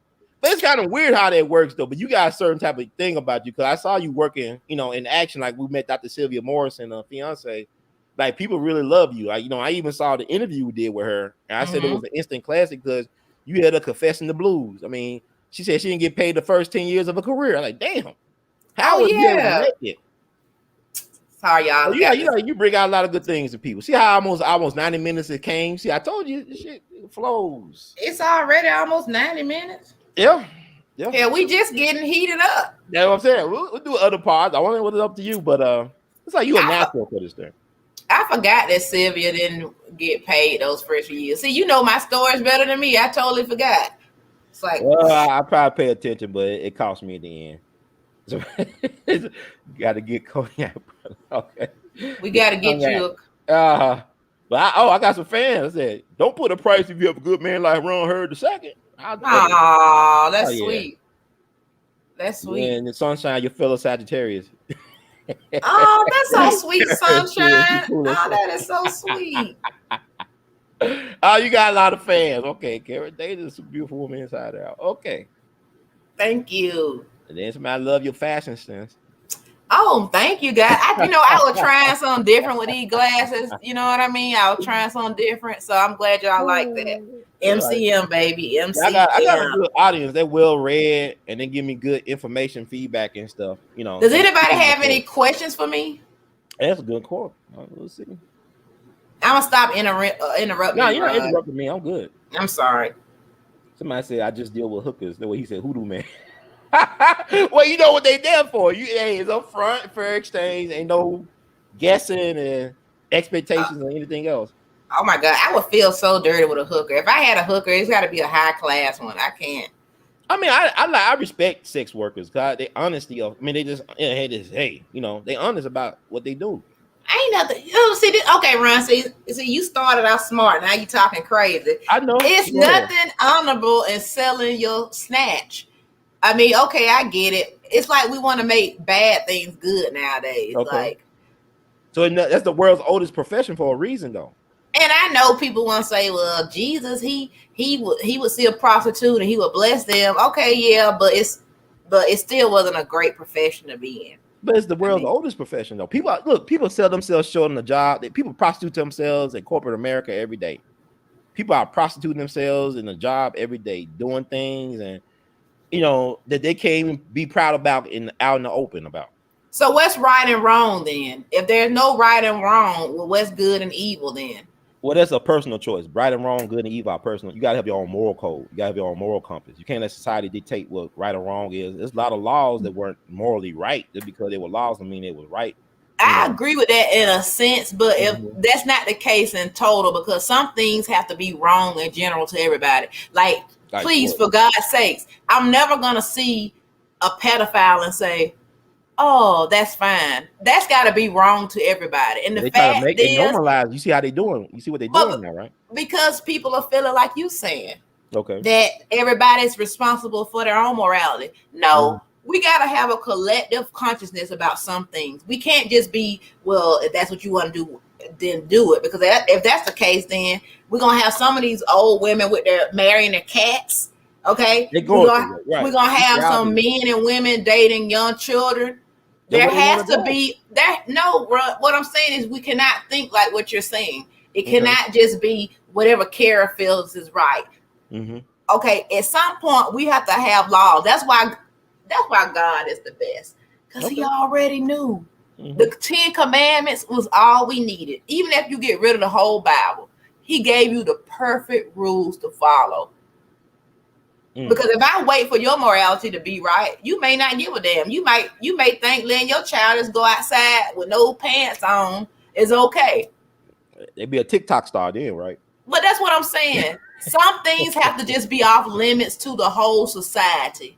Okay. There has to be some order. Y'all gonna get enough of doing what you want to do. You're gonna get enough of doing what you want to do. I believe it's coming. But somebody asked a question: where did Kera go to college? I went to Full Sail University in Winter Park, Florida. Basically, everybody calls it Orlando. I studied recording arts. Basically an engineer, but. Did somebody ask me a question? How do you feel about the subject of dating Ron? This got to be a homie of yours. No, I don't know this guy. God bless him. He said, "God bless him." Yeah, he putting them words putting them in my mouth, I guess. How do you feel about? Let me read this. Be honest about. How do you feel about the subject of dating Ron? Y'all asking some personal ass questions. Ain't no such thing as privacy anymore. It's been extinct for a while now. You think I should answer this question? You don't have to do what you want to do, but I'm just doing it out there. We're gonna put it out in the atmosphere. Well, I'm just now learning to run. So I think that if we continue to stay on this learning stage, I think that's good for where we're at. I mean, is that a bad answer? I'm not looking for no. Yeah, you don't need no co-signers. You got bad credit? No, don't answer that. Don't answer the question. Damn, it's like that. You don't need co-signers when you tell your truth. Oh, okay. You know what I'm saying? I'm not. But I mean, if that's how you feel, that's how you feel. You can be honest. I mean, trust me, I've been rejected more than that credit low, so she's gonna be like, nah. I mean, I'm used to being rejected on all levels. You know what I'm saying? So I gotta, but if like a person told me, if you never try, you never know. So at least I know. I don't know. I don't really know after that, but at least I tried. Thank you, Timothy. I appreciate it. Whoever you are. So I know you got some more questions for me. Okay, somebody said this. Are you familiar with the incels? Like, what about the incel people? It's better they get a prostitute than go post them. You know, them guys can't get laid and they want to do mass shootings and stuff. Oh, well, those people with serious psychological issues, they need to go to therapy. And I think that we need to bring back the not insane asylums, but the mental health facilities that they got rid of. We used to have it in Millersville, Georgia. I don't want to call it the crazy house. That's insulting. That's what it used to be. I mean, that's the insulting way to. Mental Health Institute. Okay. Yeah, we need to bring those back because we see so many people. I mean, I've been in New York. I've been through Maryland.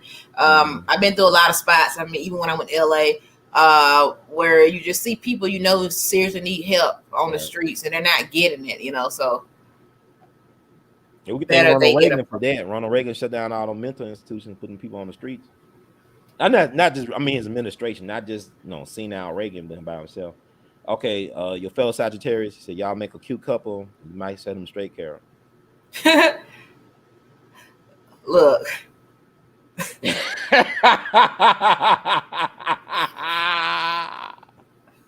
Oh, they put you on the spot. Oh, they took that one for me. Oh. Oh man. I don't even know what to say. I just say I like a man to be a man, and for them to say what they need to say to come at me, All right. So, and brother Ron, you got some troopers on here for you. Yeah, okay? They showed her. They been Sunshine been with me for a long time, decade or so, rocking with me. Appreciate her, and she's one of our great moderators. And somebody said, "Thank you, brother, for getting Judge Joe Brown here to our people." I started interviewing Judge back in 2014, so everybody interviewed Judge. Now he can't stop talking. Yeah, he'll be on my show hopefully next week. I got. He'll be on there. You can pre-record it. Hell, do what you got to do. You can try to hit him up and just play it. No, I was gonna tell you, but he's good about being on people's shows. Sometimes he might run late, but he's doing your show because he do a show sometimes with real Dana with the data. All right, but he's doing it early for you. So Judge love to run his mouth. Might say, rooting for you, run. Thank you, brother Bug, one of our great moderators. We love you madly. Now, what did you think about the fact? I love the fact that Bill Cosby came out and said that he would take away his endowment to Howard, rightfully the money that he gave them if they fire Felicia Rashad. Yeah. Now, what's her job at the university again? Yeah, she's the dean. I think the fine arts department, whatever. And Felicia Rashad is a trooper. She always been consistent about, standing on the side of Bill Cosby. She know him better than she was his TV wife for years. Mm-hmm. So she knows him better than a lot of other folks who say they think he's a rapist. But I think Bill Cosby has had a poor return on his investment when investing in our people and our institutions. And it goes back to show you the people that love us the most, we hate them. We hate them for loving us. And now you got a bunch of media, like when you read the headlines, they're immediately saying shamed comedian or fallen comedian, or just putting a negative spin on. They can't even say he wasn't convicted of rape, but they threw all that out. Well, I wish I had the headline I read earlier, because they basically did everything but say he was guilty. And they said that we can't believe this guy is trying to get back out there. So obviously, I don't know if Bill Cosby has a show he wants to do, but he's definitely not going to be quiet. If you're looking for a Negro that's going to be quiet, it's not going to be Dr. Bill Cosby. No, he shouldn't be quiet. He paid his price. He's the last black leader in America. He actually went to prison for something that he believed in, and he didn't cow down or stand down. He stood his ground, and he paid the cost for that. And who are these students that are complaining about Felicia Rashad? I almost feel like they made up that student body. And how many of them are actually complaining, though? It might be a small group of them actually complaining. Come on, dog. Who are these Howard students? Because I don't know nobody from Howard that doesn't respect the Cosby Show. Well, who are these people?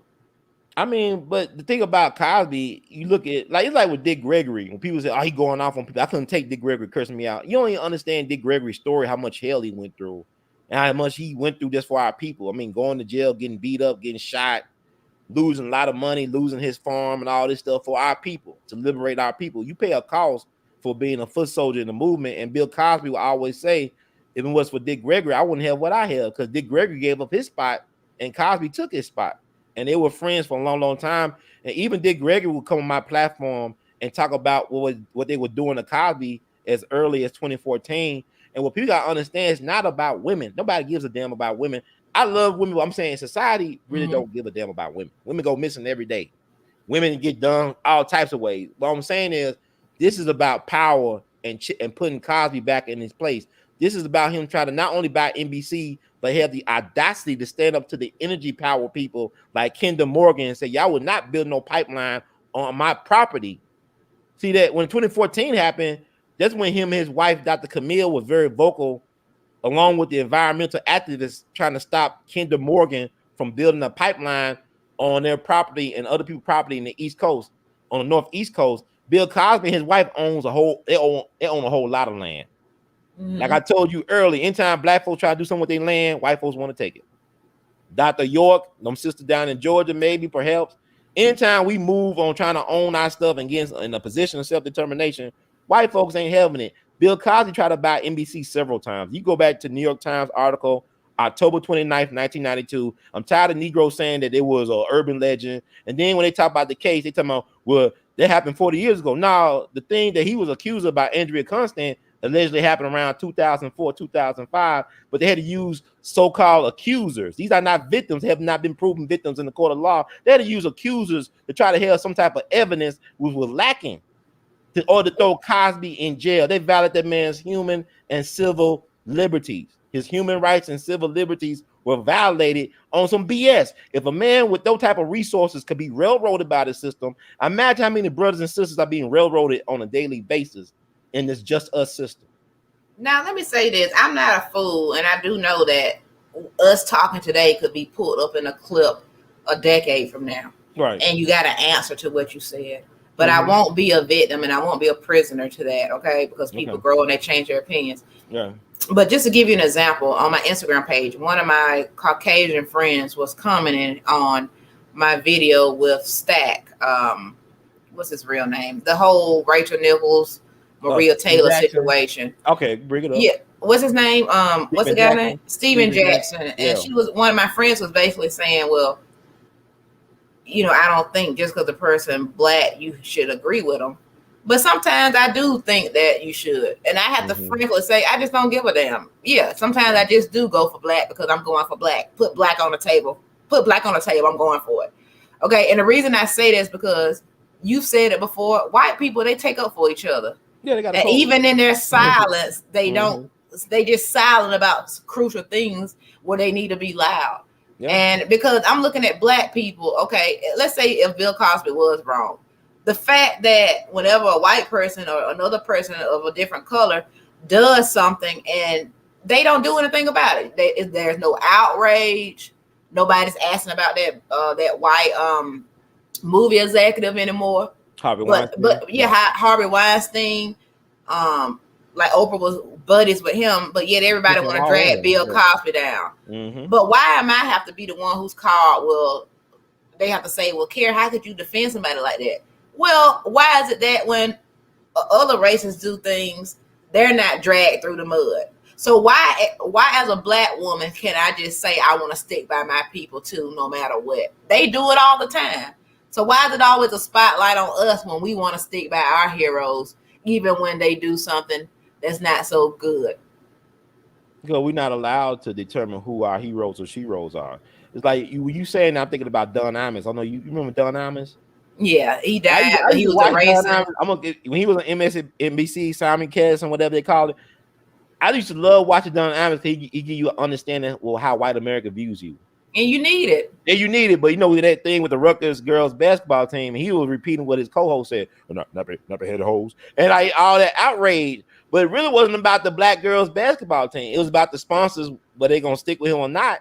And he got kicked off of MSNBC, but he landed somewhere else before he died. They like Paula Dean. They said it too. How come I can't say it? They didn't get rid of Paula Dean. They just moved her around on the chessboard.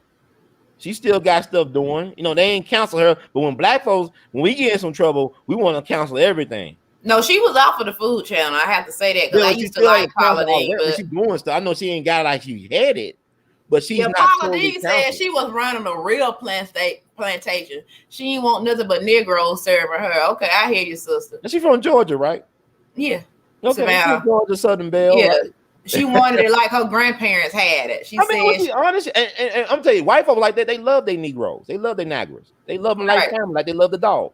Exactly. Those are love there. A pet. Right. They can say, why can't you say that? No, love you as long as you stay in your place. That's a different thing. That's like not love. That's something else. Like an obedient pet. Yeah, that's good. And speaking of this, normally I wouldn't do this. I try to stay professional, but I'm going to take it here.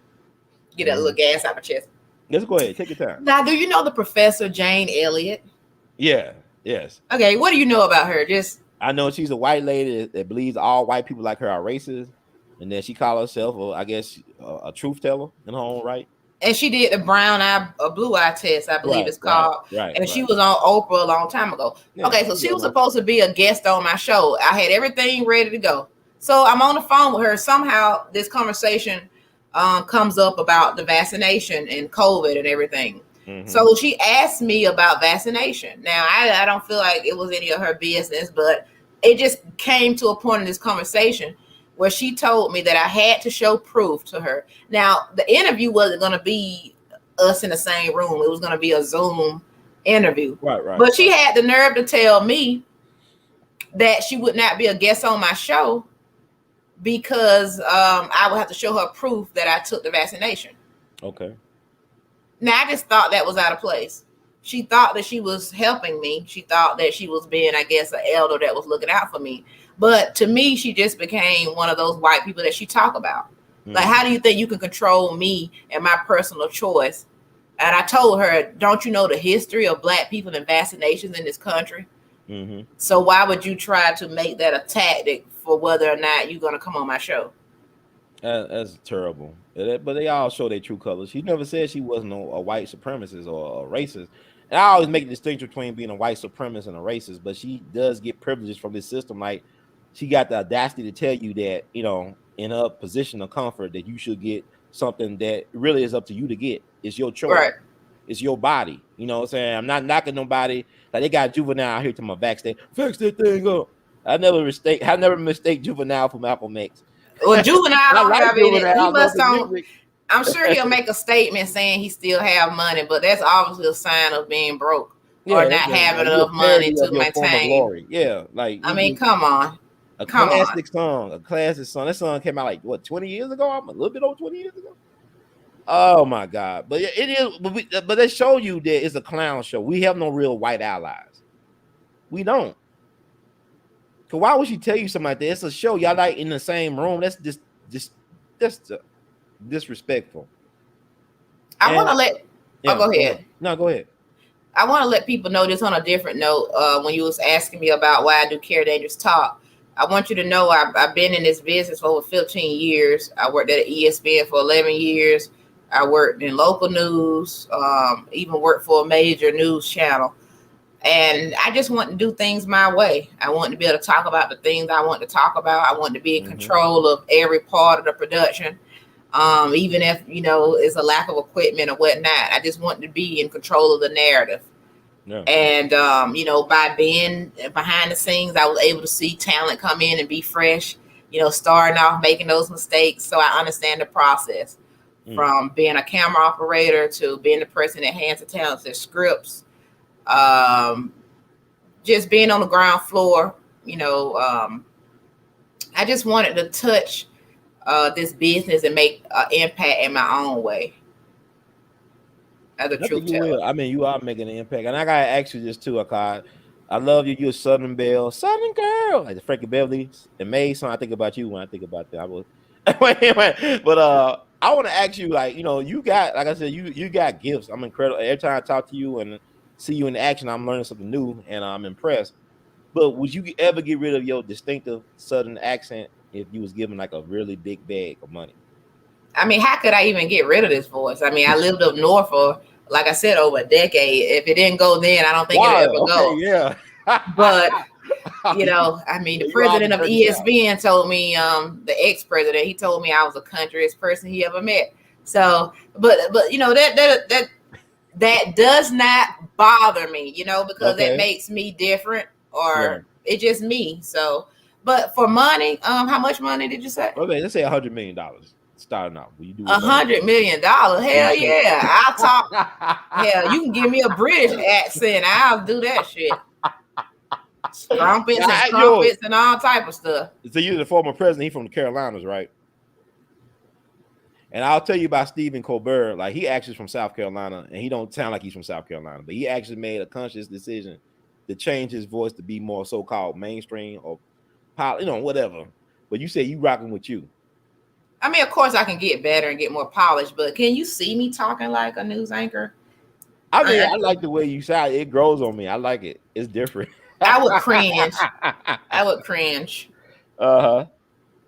Oh, people love your accent here. You know, you got some fans in here. I hope if they don't, if you don't like it, screw you, because I'm drinking. I don't care. That's right. You represent your place well. I like you, Southern girl. I call you Sweet Georgia Brown. You sweet like sugar. Boy, you better stop. This boy just making up anything. I don't know. I've been calling you Sweet Georgia Brown since I met you in my head anyway. The more you talk, the more the price going up. Oh, I gotta stop.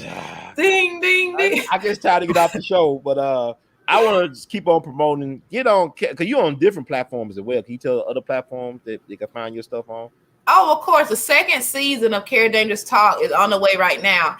And I got a deal now. I'm on Never Level TV. Okay. It's a new independent black streaming network. And on Never Level, they have movies on there that we all love. They have brand new shows, podcasts, and my show is one of them. We normally come on Wednesdays or Thursdays or Sundays. On Wednesdays and Thursdays, you can catch us at 7 p.m. Eastern, 4 p.m. Pacific. And we have a great time. Also, you can check out my YouTube page you see here, Kera Dangerous Talk. And please follow me on Instagram at Kera Dangerous. So that's where I'm most active at. Yeah, Kera Dangerous, stay true, be you. I appreciate that. Yeah, her accent is cute. We need that accent in Cali. Well, y'all send me the ticket and I'm over there. Cali is so beautiful. Well, everybody from Cali, they folks like a generation removed from Mississippi or Alabama. Well, true. You know, I love people from Cali, especially the men. They always laid back and chill. Really always do well with the men. I mean, I'm just saying they're always cool and friendly. I bet they are. Yeah, I like them better than the women out there. You know, the women up there. What's wrong with Cali girls? No, I don't know. I'm just saying the men just down to earth. I like them. Thank you, Neil. That's a good supporter. They say you had to move to Guatemala to lose that. Damn. That was funny. You laughing a little too much, Ron. No, that's good because you really like of the roots, man. Like you that foundational Black American, you us. But see, you ain't saying the stuff you said you were gonna say. You said I was classy and all that. You are classy. I like your country accent. Classy. Nothing wrong with your accent. I love it. I know what I'm saying is like you us. Like you from the root, man. You should be whatever you want to be. You rooted. Well, let me tell you this. Don't y'all want somebody real? Somebody that just give it to you real? Okay, you got her right here. That's right. You the real deal. And since Ron not plugging on right, make sure y'all check out my 2 albums too, Kera Dangerous and Kera Dangerous 2. Okay. Got some good music on there. So I got Kera Dangerous on Amazon Prime, but you're on Spotify, right? You gave me Spotify. Kera Dangerous 1's on SoundClick. Not SoundClick, but damn it, what's that thing called? SoundCloud. Okay. And really all the music places, if you go Amazon, iTunes, all of them, just put in Kera Dangerous. Sometimes you got to put a space in the name, sometimes you keep it together. It's real confusing. I don't know why. No, I downloaded yours from Amazon Prime Music, and the Kera Dangerous 1. You had Jamil Hill on there opening up for you. I said, damn, this woman got all type of connection. She got Jamil Hill, opening up for her on intro, and you came with some bars. And then I looked at your music videos. You are gorgeous, man. You like, be in my fantasy or dreams or something in videos. Yeah, he trying to blow me up. My homework. Trying to blow me up. Yeah. I don't know. I'm just telling the truth. I gotta ask you. I mean, how hard is it to be in the industry? Like, I mean, where you want to go with the music? Are you still pursuing it wholeheartedly? Are you committed to the music? Well, I've been splitting time between doing this show. I really been focused on Kera Dangerous Talk more than anything right now.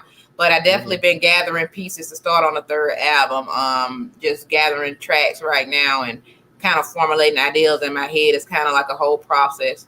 I was hoping for a summertime album, but obviously that's not happening. But I mean, still a lot of good work on Kera Dangerous 1 and Kera Dangerous 2 that people should listen to. But I want to do it all. I just want to do what I love, which is I love writing music.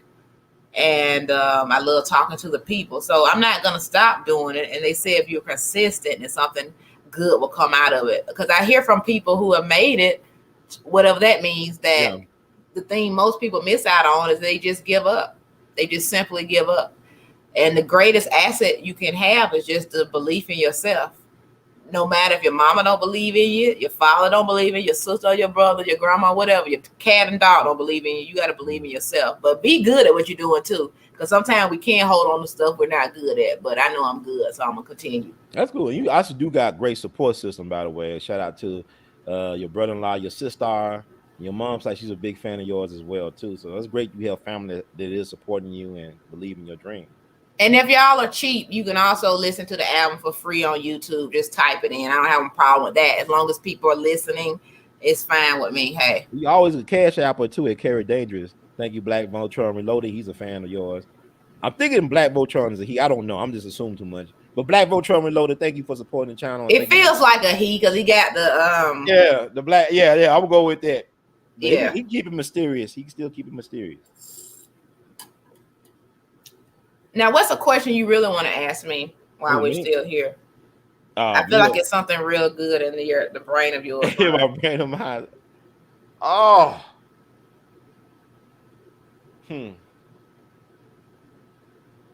Why are you single? Oh shit. I ain't want to think about it. Why are you single? I mean, like you got a lot going for yourself, you beautiful woman. Why are you single? Is it by choice? It got to be by choice. Well, why are you single? It's another hour. But exactly. No, I don't.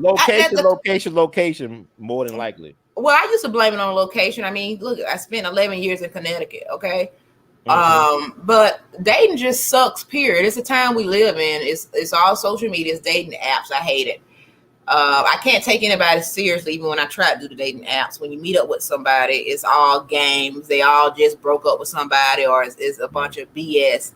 I mean, I had a guy ask for my number recently. Was excited to talk to him, and then he started calling me at midnight and just saying he's not a big talker on the phone, but yet talked to me for hours that first night. I'm just thinking to myself, when the story starts being is not making sense or it just changes so much, I can't deal with it. I don't like the way people operate these days. And I don't think when you look at a woman in her 30s or look at a man in her 30s and they're single, I don't think you should look at them like, what's wrong with them? But sometimes it's not anything wrong with a person. It's the options. And even though I believe in the law of attraction, I don't really think I subscribe to the fact when people say you attract what you're about. Right. Because I think you can be a good person and just never be lucky in love or just never have a good relationship. I don't think that makes you crazy. I just think that makes what happens to you. That's just it. So in answering your question, I'm single because nobody has tickled my fancy or has gotten that far. And I don't feel like I've had anybody with good enough intentions to make a commitment to me to the point where I could be in a committed long relationship. But I'm open to it. I'm open to fun. I'm open to adventure. You're a Sagittarius. That makes sense. Exactly. I don't like to be bored though. Like if a person's boring, I can't deal with that. My attention span, I get bored quick, you know. Yeah. But I'm all about affection and caring. I'm a team player. If I got a spouse, I care. I want to give gifts. I'm into all that. And I attract people who don't like gifts. I attract people who aren't affectionate other than when they just want to have sex. And I don't like that. So I just haven't. You like sex or you just don't like that, like what they attracted, right? You know, you like sex, right? Well, it's funny because the people that I'm mostly sexually attracted to, those are the ones that turn out to be no good for you. But the ones that I feel that the sex isn't so upfront, like the sexual attraction isn't so, you know. But some like people providers, they're safe. They're safe, right? They're dependable type, or. Well, I'm just saying, you know, sometimes you meet somebody and you just feel that attraction, you feel that heat immediately. Yeah, you know, I just feel like those people they don't ever be good for you too much. So I mean, yeah, I like sex. I'm a human, right? Yeah, but I don't have to have it if it's going to be with a person that's no good, because I do understand soul ties, and I'm so spiritually inclined to the point of that if I do give my body to somebody and they're not in the right place, that can affect me. Just because how spiritually inclined I mean, I don't know if you believe any of that type of stuff, but it's real. That's why I turned down some booty calls. Like, oh, you got a lot of shit going on, sister. You trying to cut out your titties off and want to be a man 5 years from now? I can't do. I don't know what the fuck is inside. I don't want that on my ding-a-ling. What are we talking about? How do we get there? Like soul ties and the demonic. You were talking about the relationship part. I was talking about like turning down sex from certain people. Oh, okay, okay. You know what I'm saying? Like, you know, demonic possession is real. I be talking in tongues and I want to give you this. I want to give you. Well, I don't want it. Can I don't even want a refund. I don't even want to accept it in the first place. How about that?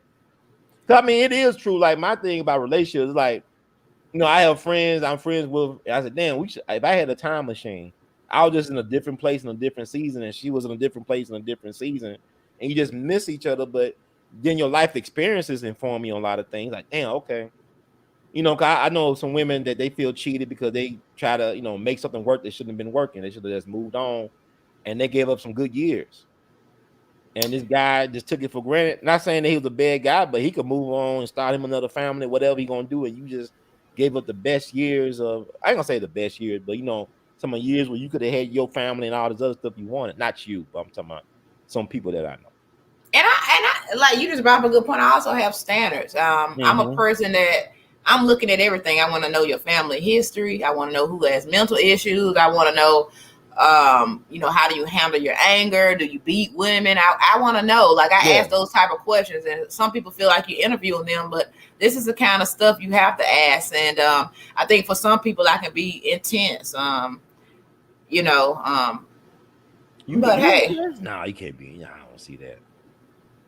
Kera dangerous. Your last name is dangerous. You can't be that intense. No, I just mean, you know, I speak up. I say what's on my mind, but I think I can definitely be vulnerable and soft with the right person. That's good to know, because I know some women that too much like men. They like men, but they act like men. They got a lot of masculine energy because of their life experiences. Like maybe they picked the wrong guy to have a child with. The child's not in the child life, so they gotta be, I guess, mom and dad. You know, and it throws them off. You know what I'm saying? And I think it just comes down to the right person. You got the right person. I mean, you can be different with different people. I mean, I'm totally, you know, grew up a tomboy, whatnot, but I mean, that don't mean I'm gonna be a tomboy in the bed. It depends. It depends on, you got a different vibe with different people. You know that, Ron. Come on. You ain't been lonely that. Look, you ain't always been lonely. Give me a break. I know, but I wish if I had a time machine, I would have made some. I would have chose more WAP. You know, I would have got it. I would have got it in. I think like maybe I should have been a hoe. You know, like I should just hit everything and screwed everything, and I could have been in the, you know, I've been there, done that. You know, I could have had a whole bunch of kids or some shit. I don't know. Well, good women have WAP too, so hey. Yeah. I mean, I agree with it, but I just say, like, you know, this COVID. I mean, it's weird. People don't know how to talk to each other anymore. Like, it's hard to say hello to somebody. They don't even say hello back a lot of times. Well, that's what I'm saying. People think that you shouldn't have any expectations, but I feel like you should. I've had people tell me, well, Kera, you have too many expectations. I mean, shouldn't I expect something of you? If I can't expect anything of you, then why are you in my life? I don't subscribe to those things. I hear what, but you know what thing? If you don't have any expectation, you can never be disappointed. I'd rather be surprised now than disappointed. No, if I don't expect, because like, people gonna let you down most of the time. Ain't not because they trying to do it. It's just human nature. You ain't gonna always be able to honor all your obligations because things may come up. You know, things happen. People die unexpectedly. Things happen. My thing is, I don't expect anything. I just, you know, I'm not trying to put nobody at a certain expectation level because you be disappointed most of the times. Well, you know what? Let me cause attention to this comment over here where. Okay. Where is it at? Well, somebody said I got a drawer with batteries in it. I guess they're trying to say I have sex toys. Where is that coming at? Right, I got it here. She got a top drawer filled with batteries, huh? Well, you know, I'm not even mad at that comment because let me tell you something, knockout Noda. It's better for me to have a drawer filled with batteries than to have a coochie filled with STDs. Okay, so if it's funny, I mean that doesn't bother me. I mean, come on. All right. If a toy can take me there, and I don't have to deal with the toy's mouth or the toy's disrespect, and I don't have to deal with pregnancy, then I say hooray to toy. So hey, you have your own. You a bad mama jamma, boy. Y'all gotta check out her rap, man. You see, she go off like that, and she got her own. Check out her bars on her songs, Kera Dangerous 1 and 2. Exactly. Y'all be worried about the wrong things. It ain't nothing. Look, hey, it's saving a lot of lives for a lot of people to reach in their drawer and pull out a toy rather than pull out some of y'all penises out here that don't need to be pulled out. So that, it be the main people talk about wear your mask, but you ain't wearing no condom. Yeah, you ain't wearing wear no your condom. mask, got the mask on, you raw dog it. Hey, I'm being social responsible. Yeah, so I mean, nobody studying that. That don't bother me at all. Oh, you are good. I like you. I like you a lot. I like you. Oh, that's good. You hold your own. But you got to have a tough skin out here. That's what I'm saying. I thank God that Dick Gregory used to scream at me and curse me out because he got me prepared for this thing, dealing with people. But like he said, you got to be a turtle. Be hard on the outside, soft on the inside, and willing to stick your neck out.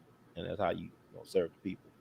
I've been around so many people that when people try to hurt my feelings, it doesn't even hurt. Mm-hmm. It's a thing that you wouldn't think hurt me that probably will. So I thank you, Neil. I will keep my standards. Yeah. And thank you, Black Voltron. Yeah. I'm not worried about it. What y'all need to be worried about is these men who buying these dolls with these fake vaginas on them. Those the widows need to be worried about. I used to be a supervisor of a night shift cleaning crew at the library, at the main library here in Memphis. And one of my workers discovered like some dude discovered one of those battery operated vagina things. Like you stick your penis inside the vagina. Like exactly. Now those are the library though. It's like a library by the computer desk. I'm like, oh my God, really? Exactly. But it's like people talking about they don't trust people. I said every day you go out to eat, you trust somebody you don't know with your life. And really, you need to be worried about the women and men that's just sleeping with whatever, because your body is really a temple. Mm-hmm. And when you get to the point of not feeling that anymore because you do it so much, then that's a problem. I mean, we speaking to me right now. Yeah. Well, why do you think people you can abuse sex? You saying you could be a sex addict? Is that possible to be a sex addict? What I'm saying is women,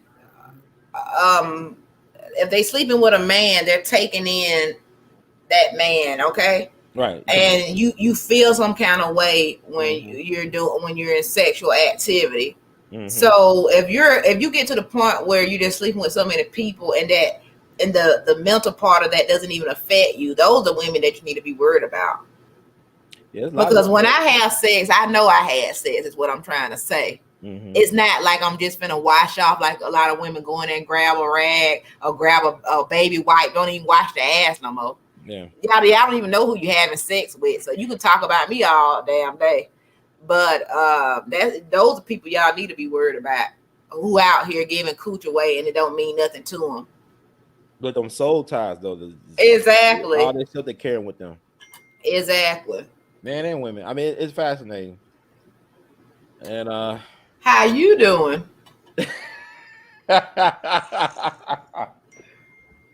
Thank you. We love you madly, Sister Star. Thank you. But Nakanoda, it's okay, brother. I'm not mad at you. This is a conversation. You black, we love you too, baby. Yeah, I mean, it need to be. I don't think people really honest with themselves. Like people, a lot of people don't really love themselves enough. I heard people do things that was so and so made me. Somebody. I remember a rapper recently, a young guy, committed suicide over, I guess, his girlfriend dumping him or something or cheating on him. I said, what makes you want to do? I mean, I've been in dark places. You get older, you say, "Oh, this stuff ain't really no big deal." You know what I'm saying? It's just a life lesson that need to be learned. If you're gonna love, you're gonna have to be vulnerable. You gotta be willing to be hurt. Nobody wants to be hurt. There's no such thing as a good breakup. I don't care how nice and gentle you try to do it and trying to be melt. There's no such thing as a good fucking breakup. It don't happen. Well, somebody gonna be hurt unless neither one of them gave a damn, but that's very rare.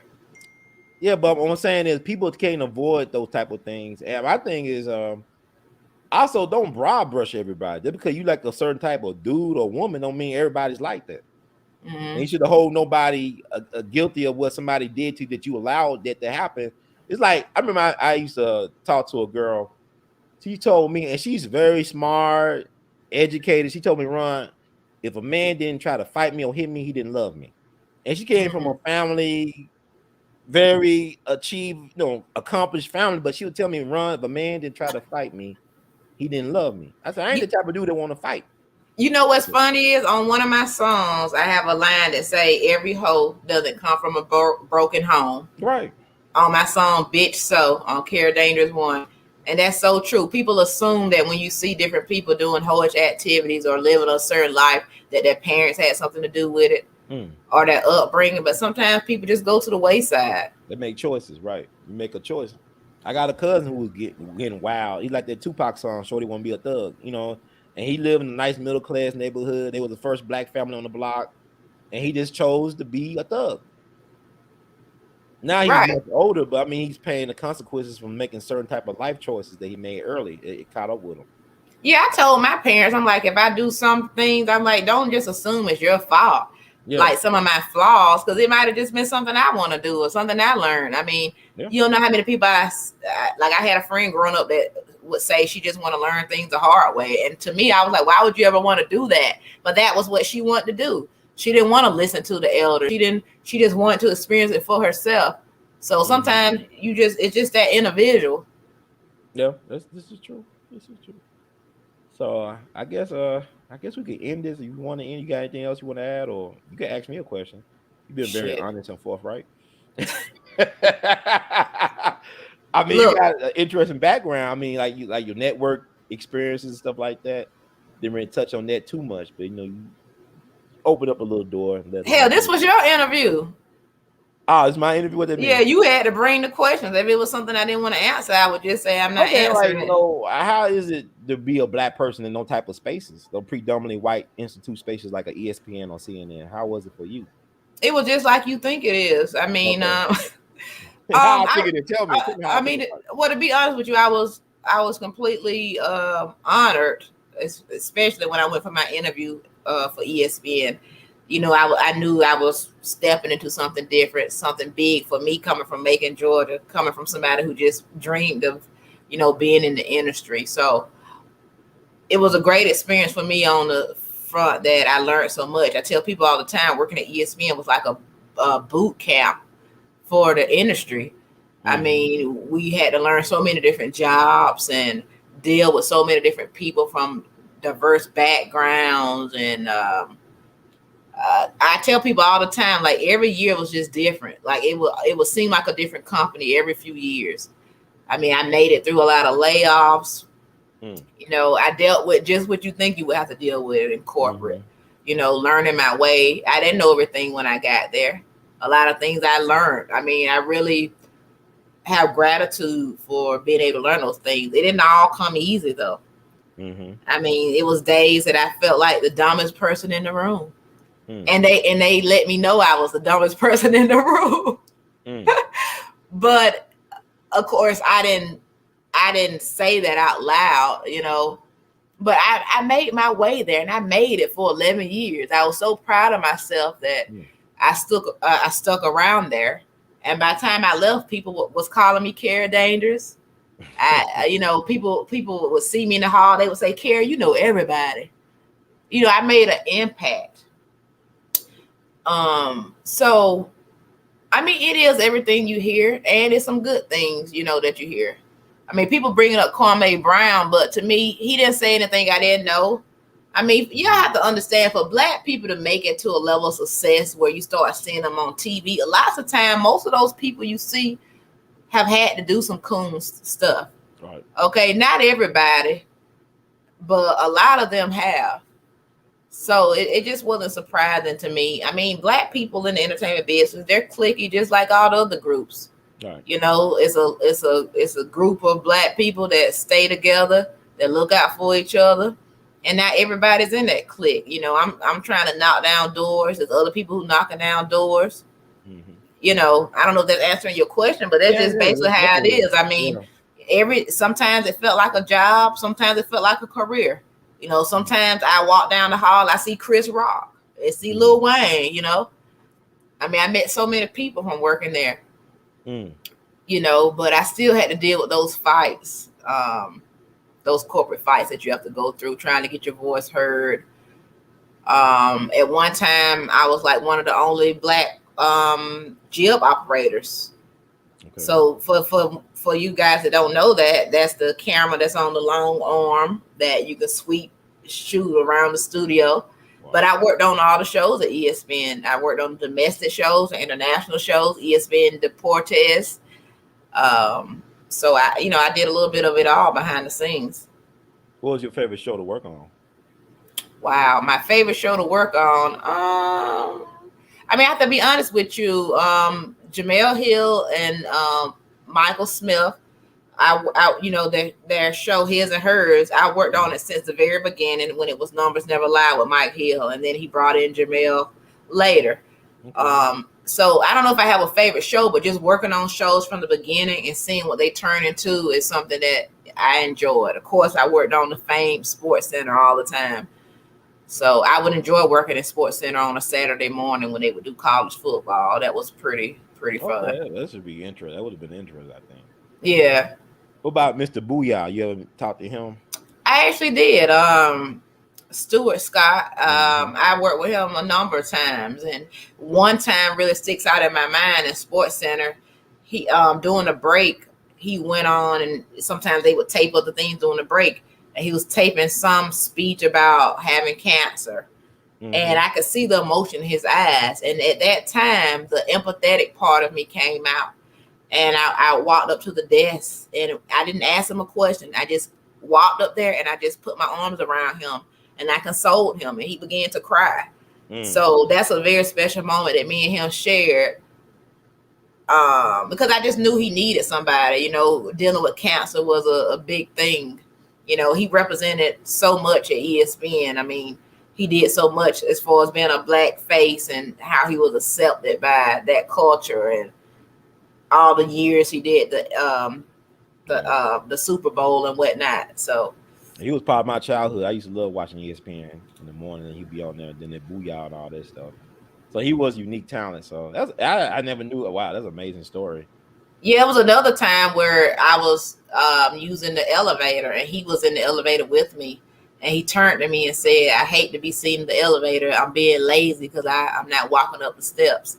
And I'm thinking, this man is dealing with cancer, a terminal illness, and he's worried about how he looks taking the elevator. I said, I looked at him and I said, "You deserve to. If anybody deserves to be in the elevator, you certainly deserve to be in the elevator, brother." So he was fighting to live. He wanted to live. He didn't want to go. He was fighting to the end, it sounds like, trying to do whatever he could do. And it's unfortunate. He had everything he wanted except time. Exactly. I have to tell people I took everything I learned there and I helped implement it in my own show. And the message there for everybody is sometimes you're in places that you don't know why you're there for so long. You're on a job, you don't understand why you're there, but just stop and think, maybe God has me in this place, in this position to teach me something for my next journey, for the next part of my path. Yeah. And that's why it's so evident to me that God has his hand in what I'm doing. And I can't go anywhere but to the top with it because he's a part of it. My father is the greatest of all time. When you ask me that again. He's on my top. He's my top number one. He's at the top. Your father? Yeah. You talking about God or your biological father? I'm talking about God. Okay. I'm glad I clarified that. He's gotta be better than my father because he made him, so he gotta be better than him. He's the GOAT there. He's the GOAT. Yeah, but shout out to my father too. But I'm talking about the Heavenly Father right now. Amen. All right, amen. All right. Okay. Amen. All right. Mm-hmm. Share something sometime is how you look when you're doing what you're doing. Think about this when you're out there. How you look when you're doing what you're doing. Okay. I wonder what they mean by that. I don't know. It's all open to interpretation. Sometimes people type and autocorrect ain't their friend or whatever subject verb agreement. You deal with all type of educational levels here. Somebody want me to say baby one more time. Baby, baby, baby. Baby, baby, baby, baby. I like that. Baby. Thank you, whoever requested it. I saw it, but I ain't want like you to guess. I ain't want like I'm exploiting you like that. But what's been your favorite show on your platform? Who's been your favorite guest or favorite show so far? You know what? Every guest, and I hate when people say this because it sounds corny. Every guest has been fantastic to me because every time I book a guest, I'm like, wow, I just booked another guest. And they come on and they say something inspirational. But some people that just have been as pleasant as you would want them to be is the comedian Lunell. Absolutely love her. I can hit her up anytime on the social media. She'll respond. She's just so sweet. She believes in me, and I really appreciate that. Actress Karen Ward Ross, who does a show called Monogamy. She's on a lot of BET Plus movies, and her husband, Craig Ross Jr., but she's just been fantastic. Any guest that I used to work with at ESPN who's come on, just to have somebody that I used to work with, just find something in me they like enough to come and be on my show, take the time out. I appreciate that. So, just everybody. How you doing? I got a mix of a lot of people on there. Y'all got to check it out. I've done so many interviews. I don't even have them all posted right now. It's ridiculous. Yeah, so y'all go. One place I can go on YouTube is Kera Dangerous Talk. Please subscribe to her channel. She got a lot of great content. I'm going through it myself. Like, I definitely got check out the Dr. Sylvia Morrison interview she did. She really was at confession with you. She was confessing everything. And oh my God, thank you so much for the cash apps, guys. There you go. $sign Kera Dangerous, Kera Dangerous. I really appreciate that. Y'all popped my cherry tonight, and I really appreciate it. It was great. On the We All Be platform. What a gift. Yep. Now I got Nada, since you said I got some sex toys in my dresser. You ought to just send me a couple of dollars so I can buy a new one, please. Buy the batteries, keep it going and going. Yeah, buy me. I want to buy the expensive batteries too that don't give up. Because sometimes y'all dudes give up, but that battery won't. What you got to say about that? Oh God.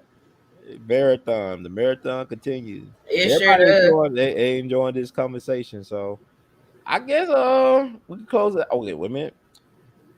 Black Voltron, he's a fan. So make sure everybody get that. Black Voltron, I really appreciate you. Yeah, you're a good brother.